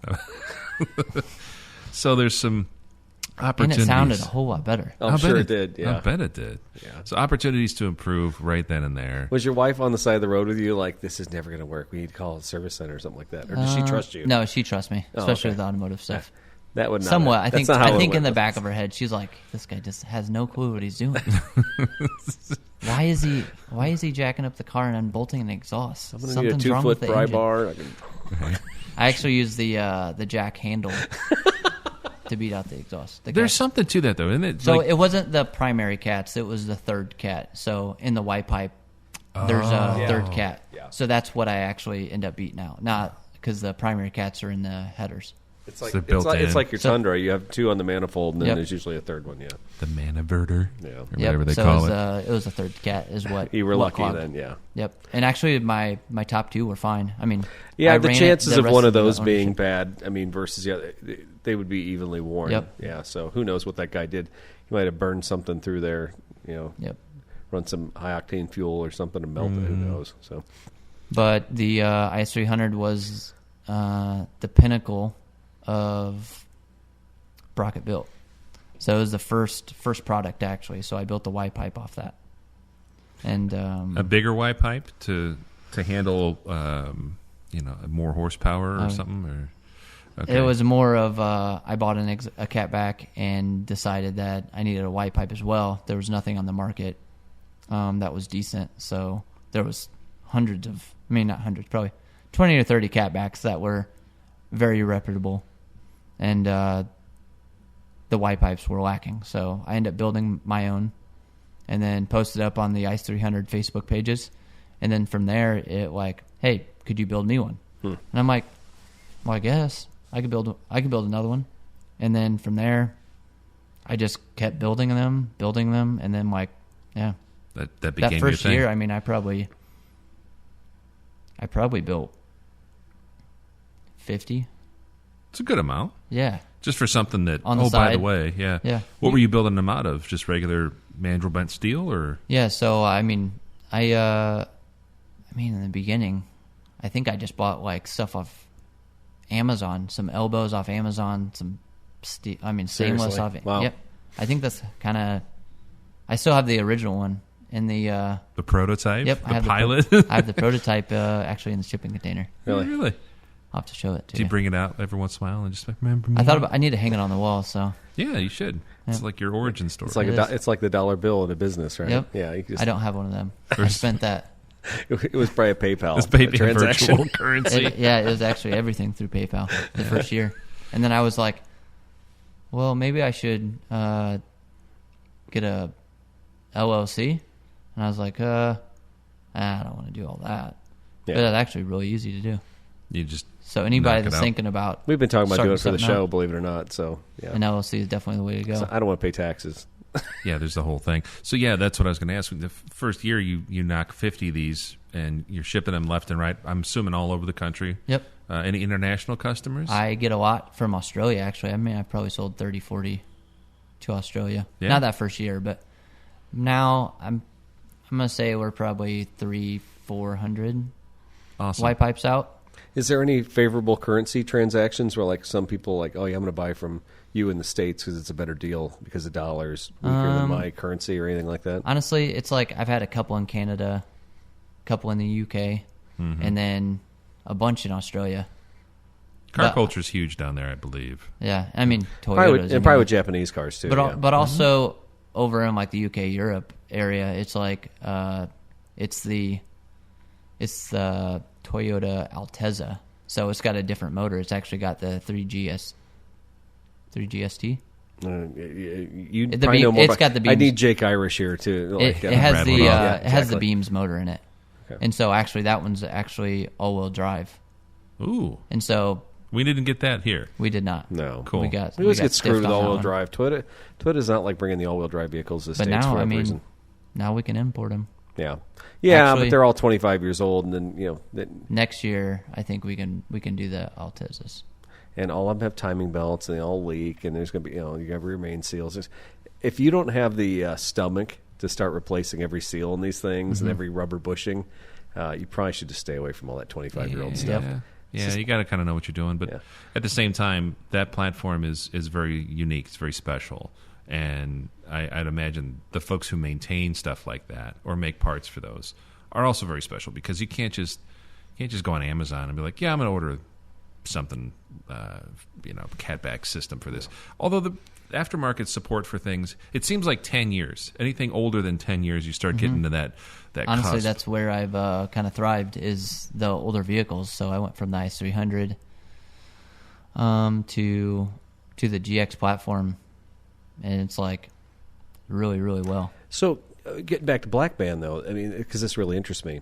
It'd be one thing to stay focused all the time and like, yeah, I'm just doing these exhausts. I'm going to make a little assembly line here. I'm going to do that. Side hustle. Exactly. But for somebody to say, I'm going to do food grade, I know how to do all this stuff, is that part of your education, or is this because you constantly are like, are you keeping on top of other ways to weld? And So I think it's just the skill level. It's like you start out like, for me, it's like I faked it till I made it.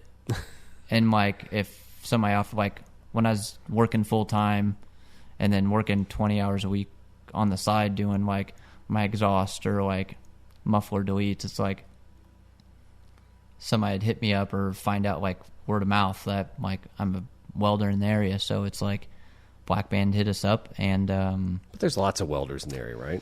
I mean, there's a lot of talent in Peoria area. Yeah, but, a lot of hidden talent. For people who don't know, Black Band is a beautiful facility. I would call it's a Chicago type restaurant in downtown Peoria. One of the best in the area. It's very, very nice, and the look is just as important as the food and everything else there. So, a startup distillery that opened in like 2020. Like I feel bad because the timing of that was was really rough when we were going down there. Actually, what saved him is during COVID he started distilling hand sanitizer. Yep. And honestly, that's what saved him. I mean, I don't know what the budget or what he put into that.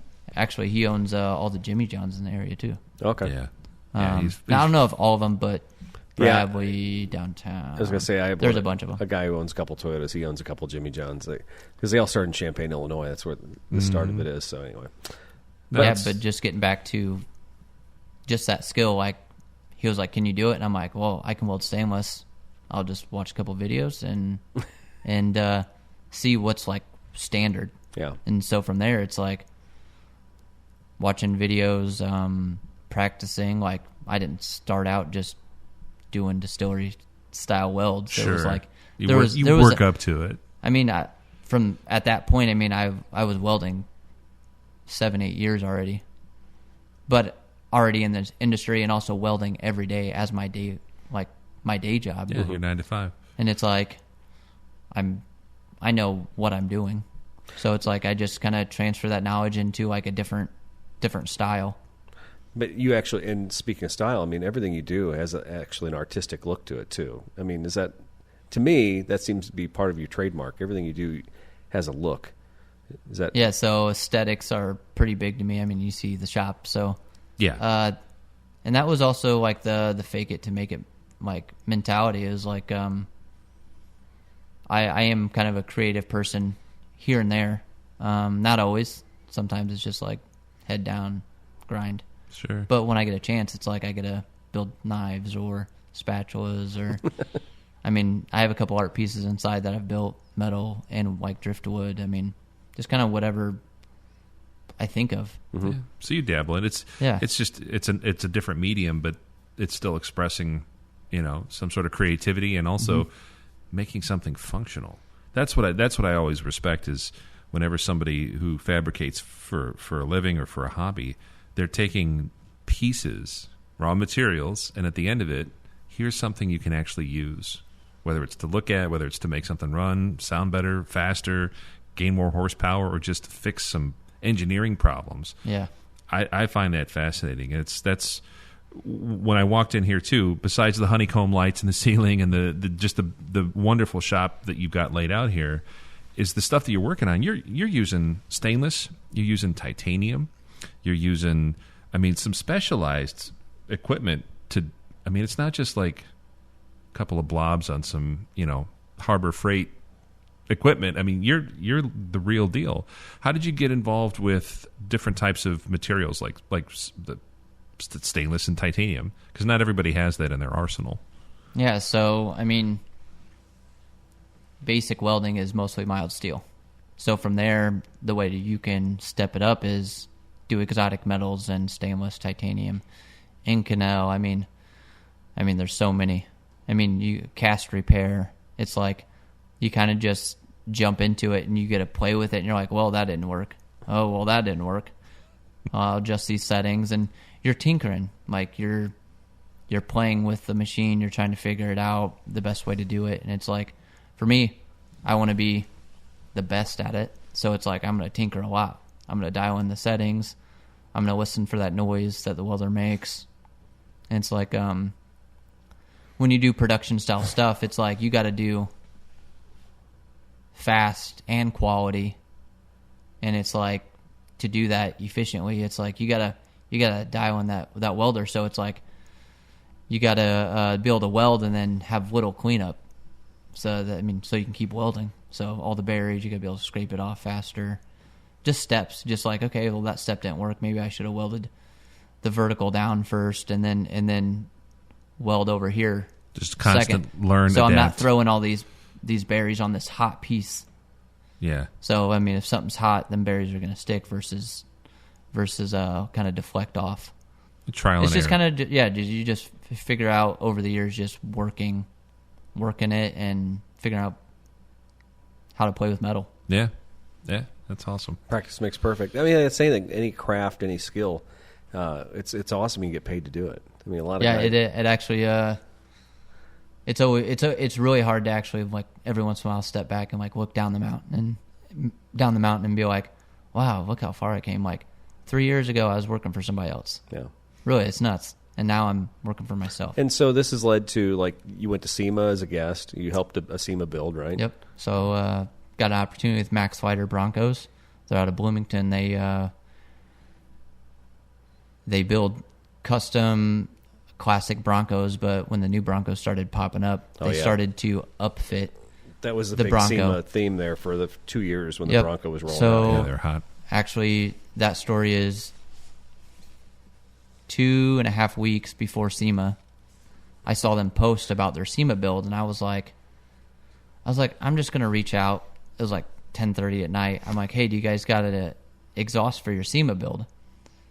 And that time, I'm not full time. I'm working full time at Parker Fabrication, and Is that the one out in Roanoke? it's out in Morton. I was just saying, God, I hope you weren't driving to Roanoke. No. Okay. Yeah. And I reached out, and they were like, no. They replied right away. And I'm sitting in bed, wife right next to me, and I was like, okay, would you be interested in one? They're like, yes, definitely.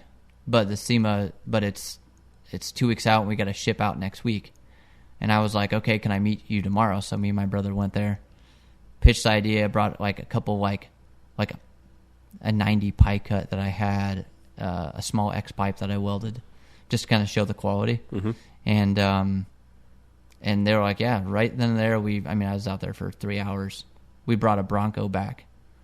Now, I've been to SEMA, and there's like a whole thing where you have to be vetted in order to go there. They got you in under their tag or something? Yep, Okay. yep, that's exactly. That's cool. So I used all my money I had in the bank to order, because I had to overnight all this material from Stainless Brothers. You've got, not only is it a big monumental build, kind of a career making or breaking kind of thing, but then you just took the timeline and compressed it to what, 5 days basically? Actually, 2 days. And they were going to build? because they couldn't give you that car for a couple days. I mean, Nope. they needed to keep building. They gave me another car. Okay. Oh, another Bronco? Yep, another that's Bronco. good. So Okay. they didn't give me the SEMA build. Okay. So pretty much me and my brother worked for 24 hours. Oh my gosh. So as soon as that came in, and I had a big ramp here. Did you call him to park?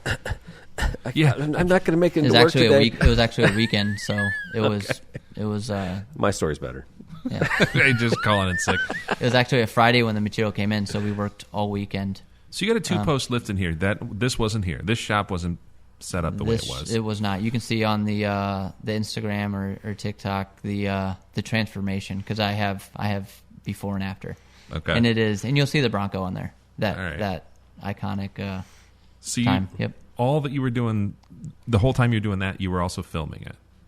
I mean, video. I did do social media for that, but yeah, Wow. I didn't film the whole thing. So what was kind of involved in it? Did you do like an X pipe, mufflers, or So what? pretty much it was a full catback, and the SEMA build's different than the production. So Okay. the first one, I just made it look just my style. I got underneath the car, and at that point, I probably had 30 exhaust under my belt, like full custom exhaust. So you got the hang of it. And so at that point, I could just, pretty much my thing is I'd always slide underneath the car and just stare at it for like 30 minutes and just route in my head what I wanted. Sure. And so just visually seeing where I wanted it to go. And then I just started doing that. Is there standards for like the cuts and the angles? So I mean, you want the best flow possible, so you kind of try to avoid 90s. And I usually use 90s, 45s, and 22.5, which when you're doing like a zigzag, you could do 45s, but you could also do 22.5, which is half a 45. So it's a smoother transition. Makes sense. So you got this thing, it's up in the air, you're doing your thing. Did you pull it off in 2 days? Yep, we got it done in 2 days. We dropped the exhaust. We didn't start up the car with it because it would have dirtied the exhaust. Oh, okay. You didn't want to discolor it? Correct. Okay. So it was a pusher at that, or a roller at that point? So pretty much, I mean, we unbolted the stock exhaust, built the exhaust, then put the stock exhaust back off, and then back on, and then we hand delivered the Bronco and then the exhaust and installed it on the SEMA build. So I have that on my Instagram too of me throwing it up there, and it was like the best feeling ever. I was like, holy cow! So you got a big I grin. think I made it. Yeah, you get a big grin right it. now when you're talking about it. But I would be so stinking nervous the whole time. Was anything going through your mind about like being nervous, or were you like, this is such an opportunity, I'm excited, this is fun? I'm a riskier guy, so like for me to jump on something like this was not really like, it wouldn't be odd for me to do it. Yeah. So get a little adrenaline rush. Yeah, so it was. I saw the opportunity and I took full advantage of it, and that's when I jumped ship. So what happened? The truck gets built. So a couple days later, it gets shipped out to SEMA. They offer me. They didn't pay for flights, but they had a VRBO. So they said they have 2 tickets if you want to go.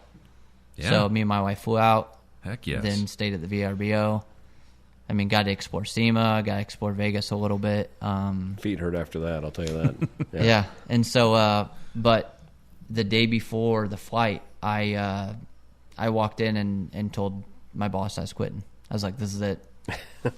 But also that following week after SEMA was a bachelor party for my stepdad, and we went to Rowley School. Oh. In Texas or Vermont? New Hampshire. New Hampshire, yeah. Okay. Yep. Yeah, that one's pretty O'Neill. cool. Yeah. O'Neill's? Yep. So with them things back to back, there was no way I was going to be able to get off work. Yeah. So I just... I got to go to Rowley School. I quit. I like it. Well, you know what? But you're talking about you're not risk averse. You're kind of like, hey, I'm capable. Clearly, like this is a sign that I'm good at what I do, and I'm gonna do this my way. Is that kind of the path you took? I mean, it was more like my wife had a stable job.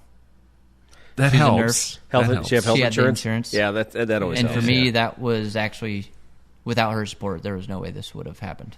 Yeah, you'd be stuck at a place welding every day to carry the benefits for the household. And I would just be doing it on the side because her being a nurse, I was able to jump ship. And at that moment, I was like, I didn't even tell her until we were on the flight to Vegas. I was like, hey, how by the did way, that go over? Seriously? Yeah, I messed up on that one. That wasn't the best communication. Hey, we're going to have a skills. great trip. By the way, it's work. Well, I mean, I told her that. That you I quit? My job. Oh, okay, yeah. Because at that point, we already talked with Max Whiter about doing production, which the production exhaust was different from the SEMA exhaust, which the production exhaust is way nicer. Yeah.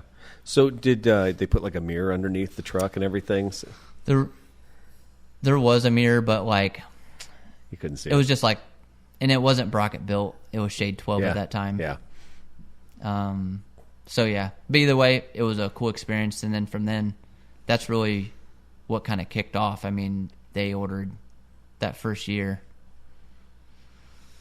30 plus exhausts, 40 exhausts. It's a fair amount. And then I started doing like the white bar brackets for them.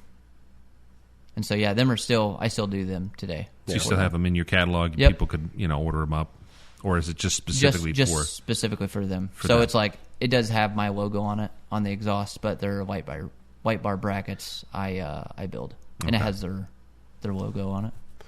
Any concern, or how do you go about something where, I mean, everybody copies everybody now. If you do something cool, innovative, unique, someone's going to try to either clone it, do it cheaper.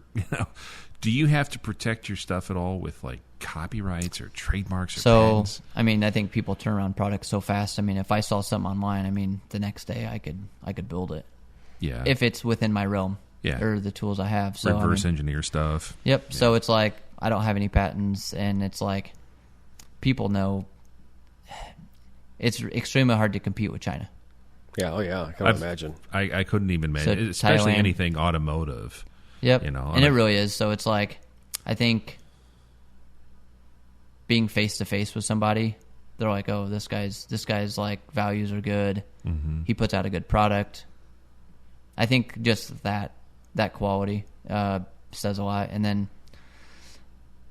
through the social media presence, it's like the fabricators know fabricators. So it's like it's an amazing community, the Instagram community of fabricators, welders. Yeah. It's like everybody's extremely helpful. Everybody's constantly asking questions or providing little tips, insights. And I can reach out to pretty much anybody. It's nice of Mr. Zuckerberg to provide you the platform. Yeah, it is. So we were talking also about the GX crowd. You've done a lot with the Lexus GX community, right? So since I got the GX, the Y pipe is the biggest restriction on them. So I reached out to the community, the GXOR page, and pretty much said I'm going to build the Y pipe. I'm thinking about doing it this way. I want your guys' input because you guys are going to be the one building it. So from there, they pretty much, it was hundreds of comments of just like, I would like this. Oh, I would like this. Could we do something like this? And all the issues with all the stuff that was discontinued and all the ones previous before me. And then once mine came out, it was like, okay, this is an actual product. Like, oh, I'd rather just hang this up on my wall. Mm-hmm. Do I really have to off-road with this thing? It looks gorgeous. too nice. Yeah. Exactly. What'd you make it out? Stainless? Yep, it's all stainless, 2.5-inch stainless. Nice. Yep. So if you wanted to, you could even like polish that bad boy up. Oh yeah, so my supplier, Stainless Bros, that's one reason I use them. So I reached out to them to wholesale, and honestly, they're a great group of guys. But everything comes like packaged up extremely well. Everything's brushed polished, Nice. and so it's very consistent. All their elbows are very consistent. Where's it out of? Texas, Austin, Texas. Yep. Okay. And then you were saying maybe the GR Corolla.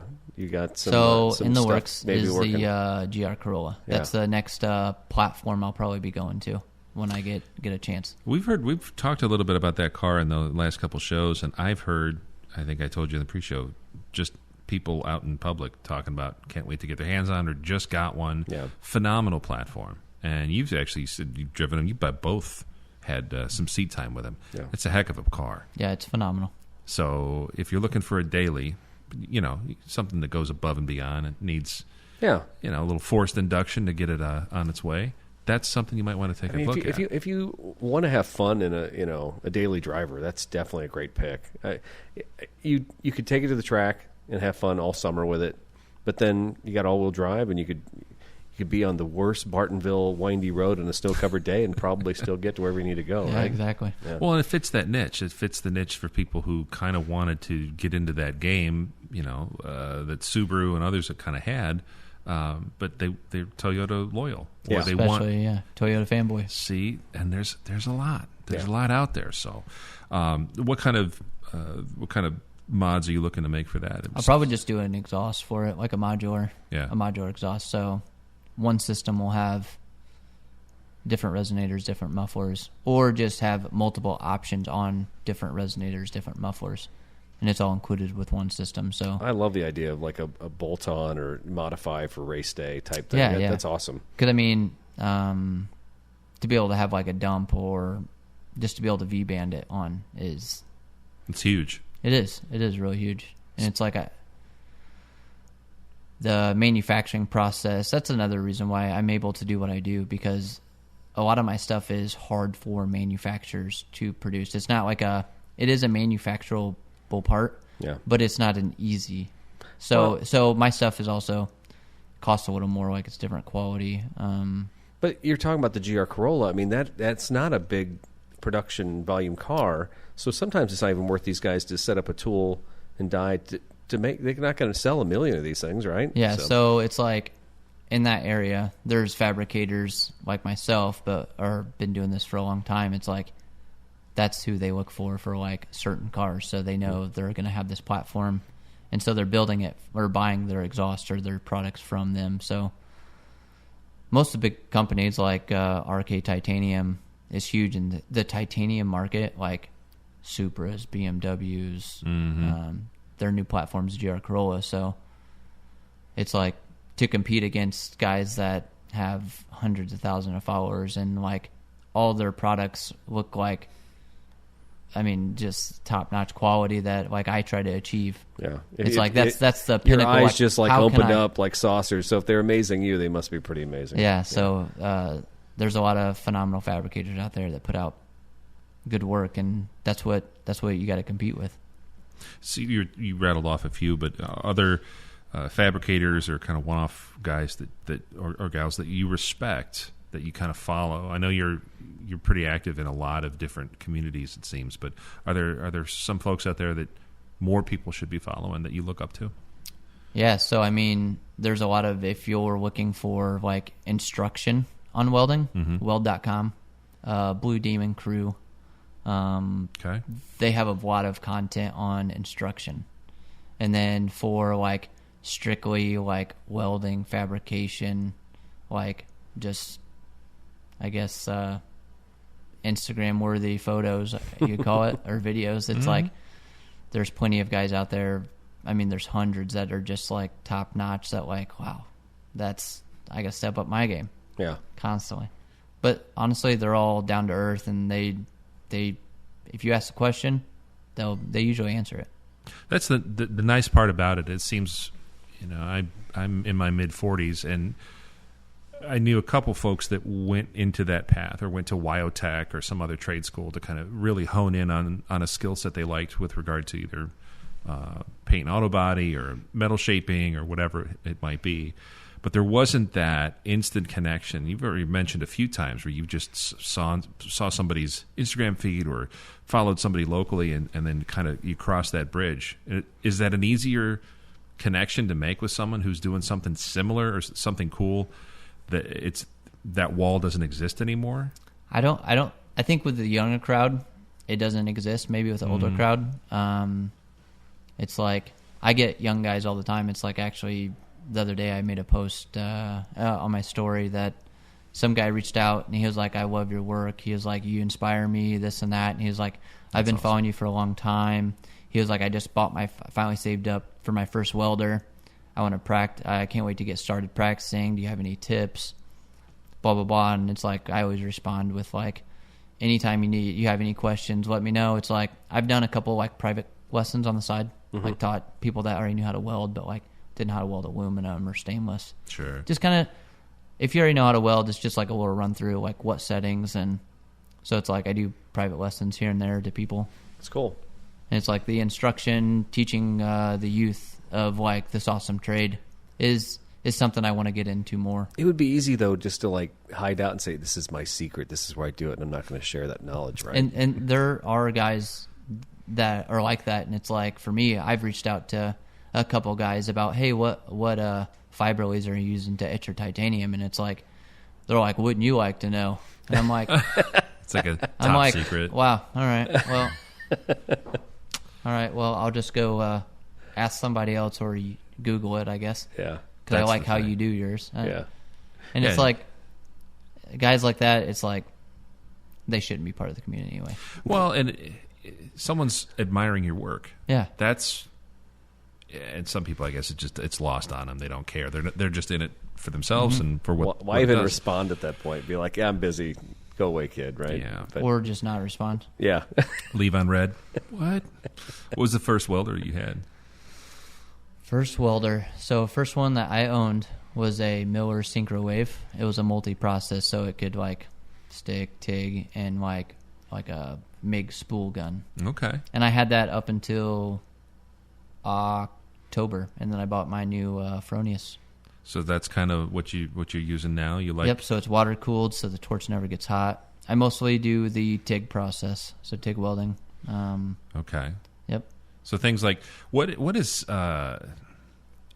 Healy arcing? Is that different than welding? So Healy arcing, I guess back in the day I'm pretty sure it used to be TIG welding, but you used to use helium. So right now you use argon, like straight argon, for stainless, titanium, Okay. Aluminum. Some of the more But back in the day, metals. there used to be a tri-mix, I'm pretty sure. So it would, but helium went up in price, so they swapped out to. I'm pretty sure that's what. I've never heli-arced. That was kind of before my time. Yeah, a friend of mine's dad was a machinist by trade, and he was a good welder. Who used to build race cars and dirt bikes and stuff like that. And I always remember talking about, well, anything outside of just straight up steel, like talking about aluminum, stuff like that. He always referred to stuff as, I got a heli-arc, and I gotta go borrow this and do it at some other guy's shop. And it was like, that's when I walked in here and I saw titanium white, mid pipes and stuff for like BMW M3s you're working on and some of this other really cool exotic stuff. I'm like, the metal is what got me. I'm like, that always seems like this big mystery. Because I mean, I've played around with a welder before, but I just make a mess and I'm terrible at it. But to see somebody actually stitch stuff with the whole quote-unquote stack of dimes, right, that everybody's trying to go for. Not only your weld's clean, but the type of stuff you're using, the machinery you're using, and then the metal itself, it's all super clean, super exotic.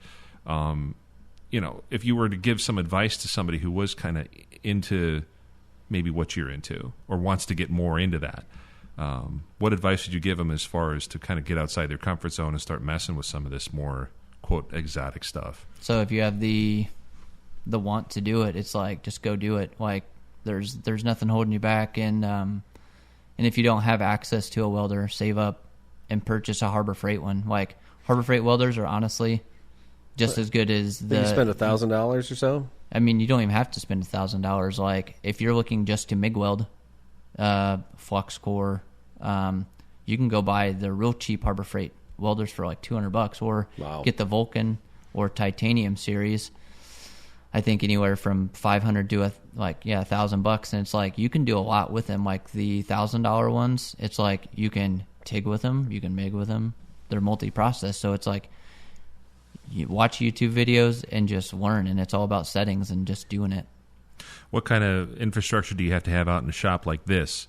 Because I noticed you got a plasma cutter, you've got a lift out here. I mean, I'm not an electrician, but it looks like there's some current draw that might happen out here. So, I mean, my stuff is set up for 220 now, but in the beginning, I mean, it was just 110. Most of the machines now come with adapters where you can do 110 flip or them or whatever. Yep, or 220, 240. Oh, really? You got like an amplifier built into them or something? Yep. So honestly, all new ones, like even my Fronius there, it's like that's a $10,000 welder, and top of the line technology. I mean, there's features I still haven't even figured out. Yeah.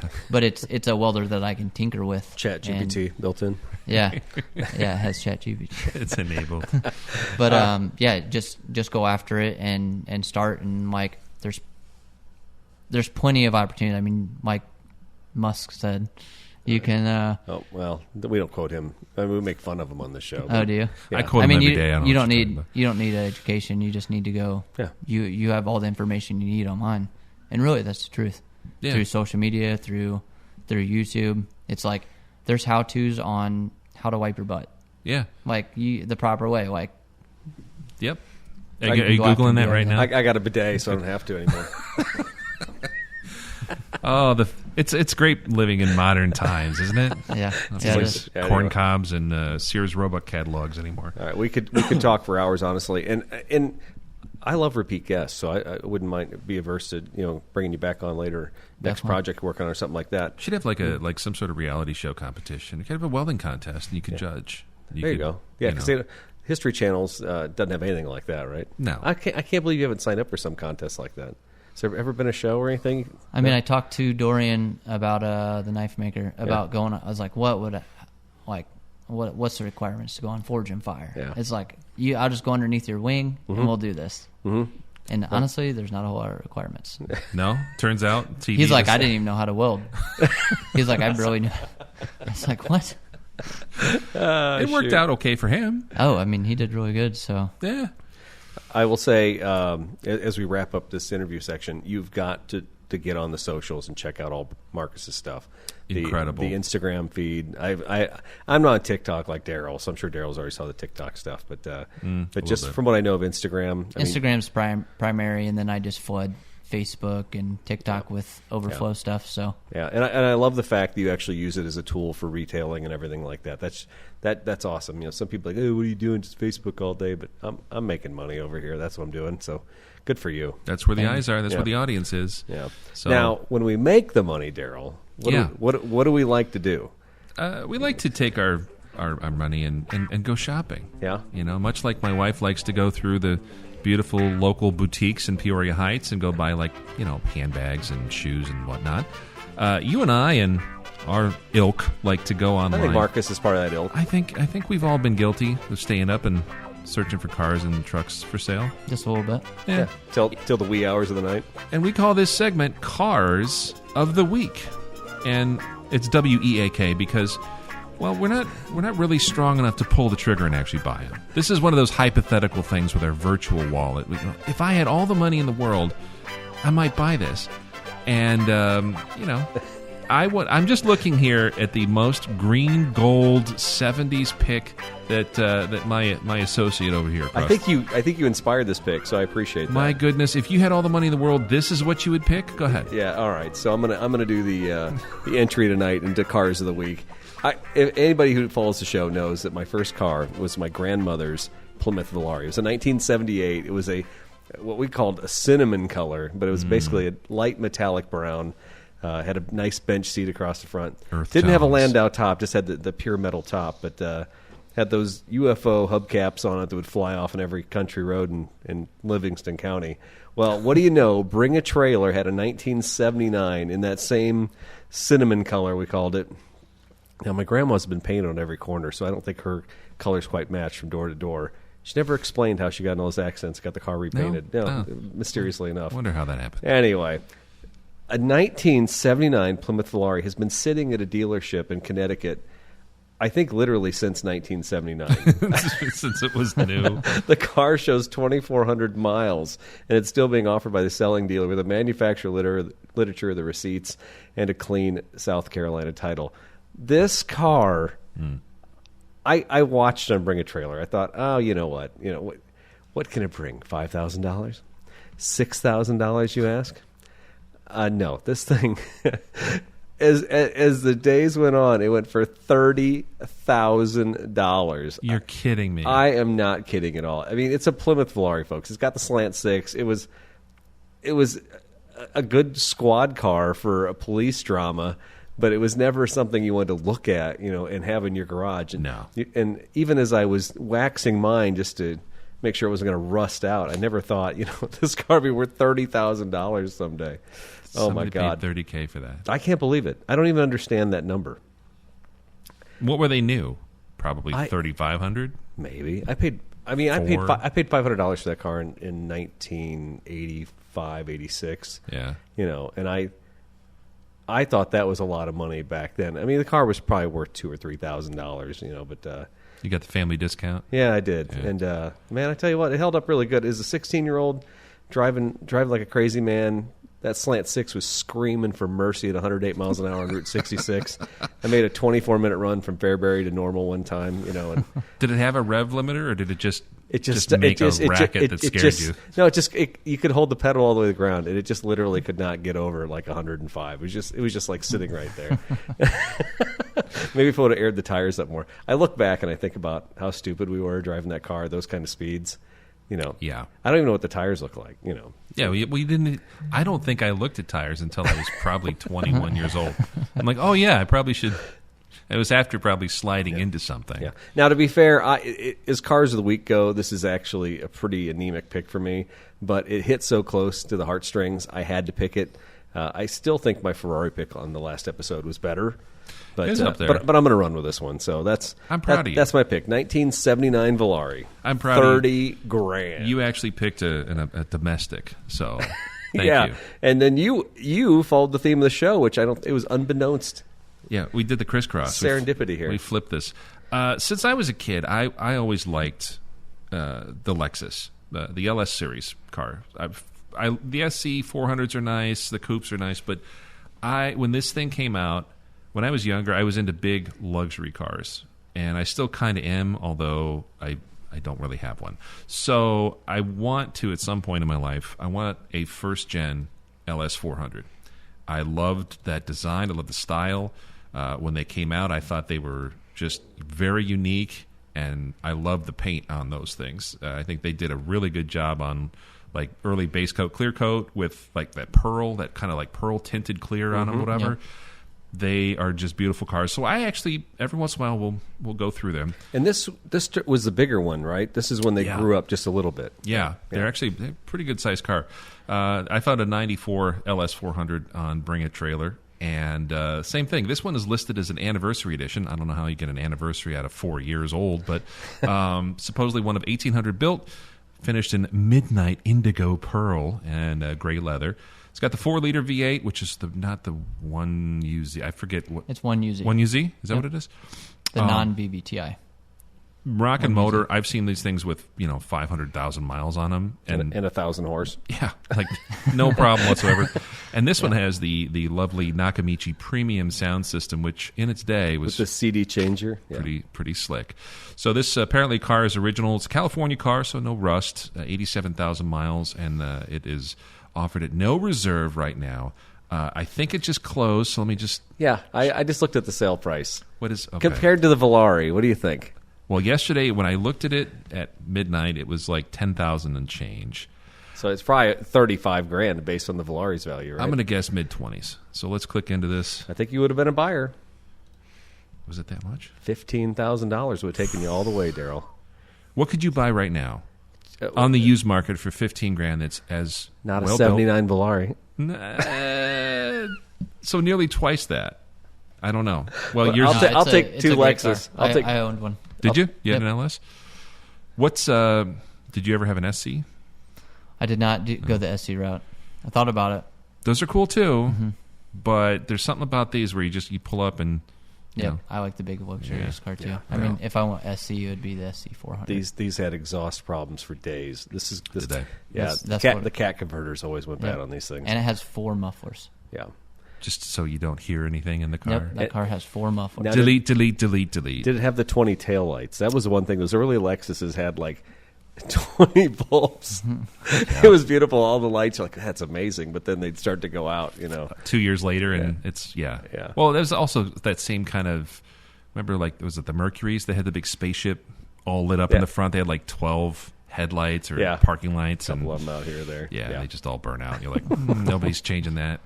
All right, so that's my lame pick. You flipped the script. I like it. I did domestic, and you did Japanese car. Marcus, Congratulations. Bring us in with the tiebreaker. All right, well, we're going to go with another import.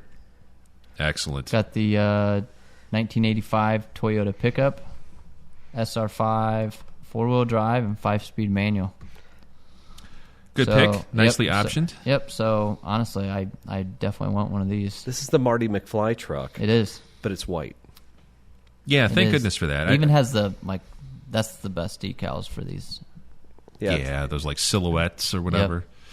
What year this thing really didn't change bodies, like body style wise, from like the early 80s to like the early 90s, right? No, it was 91 or maybe it was 89. I can't remember when the first rounded pickup came out. And then it had the 3-liter in it, which is no. Yeah, a little V6. It was like an option, right? Wasn't it? Yeah. Dude, there's some great pictures of this. Yeah, whoever has this vehicle right now, I mean, looking at how they've done it. It's phenomenal. It's like they put it in one of those turntable rooms or something like that. Total white blank background, like it's like they're photographing art. So because it is. So this thing's got 5 days left. It's going for $12,000. Knowing how clean this is, we know how wacko Toyota owners are. These things. This truck could be a $40,000 truck. Yep, I agree. Because pretty much my thing now, Bring a Trailer, is what I think it's worth plus 20% is how it always goes, right? Yeah, and honestly, it doesn't except the Ferrari. care like what the mileage is on these. It's the body. Yeah. It's how good of shape it in, because everybody's going to swap a motor in it. I mean, that's what I would do. Would you do that? Would you take this? Well, of course, you took a pristine Lexus and did the same thing, right? Yeah, chop, manual chop. swap. Yeah.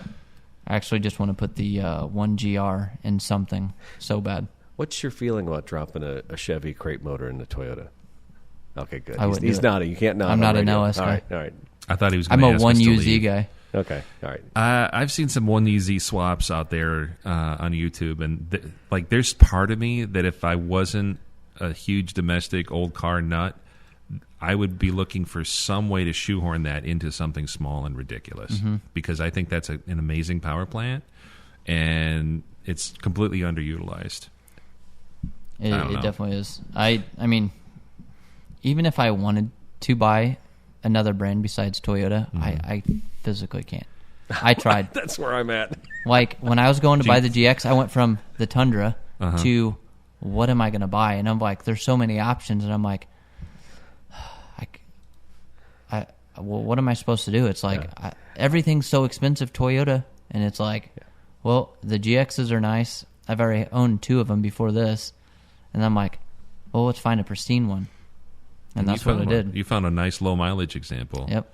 That's the other nice thing about Lexus, I think. When you do find them used, they could go hey, this is a nice person's car, daily driver, whatever, or it could be the grandma route. That's exactly. And that's what Lexus has. That's what you got to find. They do, yeah. And those GXs all day long, never been wheeled. No. You know, but it's hilarious when they first go off wheeling and the front and rear bumpers leave them, and they start getting clipped and kicked, and anyway.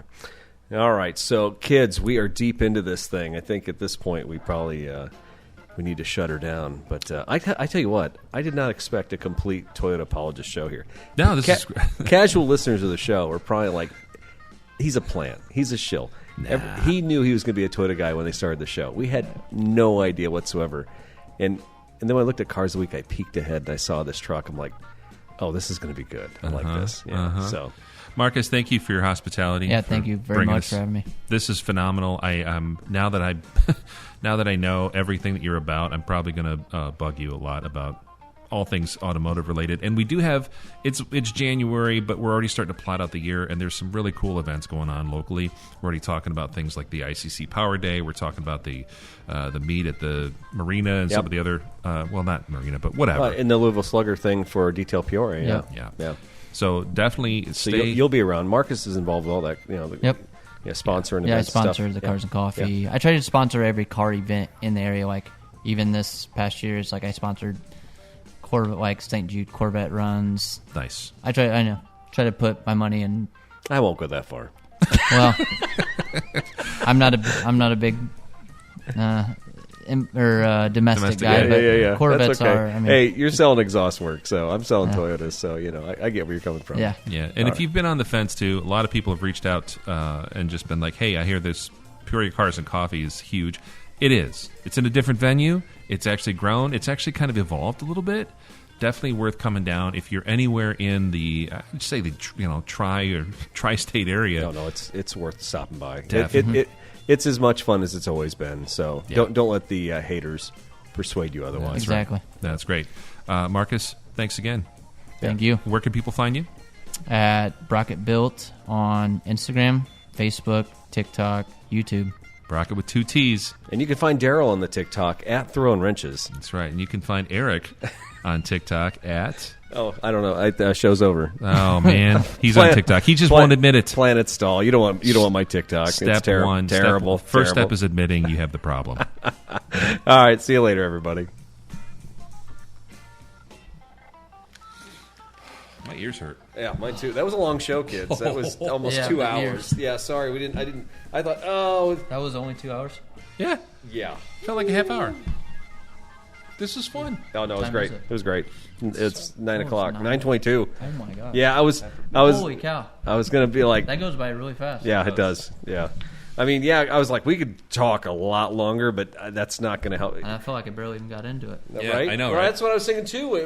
We were like an hour in, and you were still just talking about instruction stuff. Like, oh, man, we're going to be in deep trouble here, but that's okay. Holy cow. I'd rather have too much content than not enough, Yeah. so...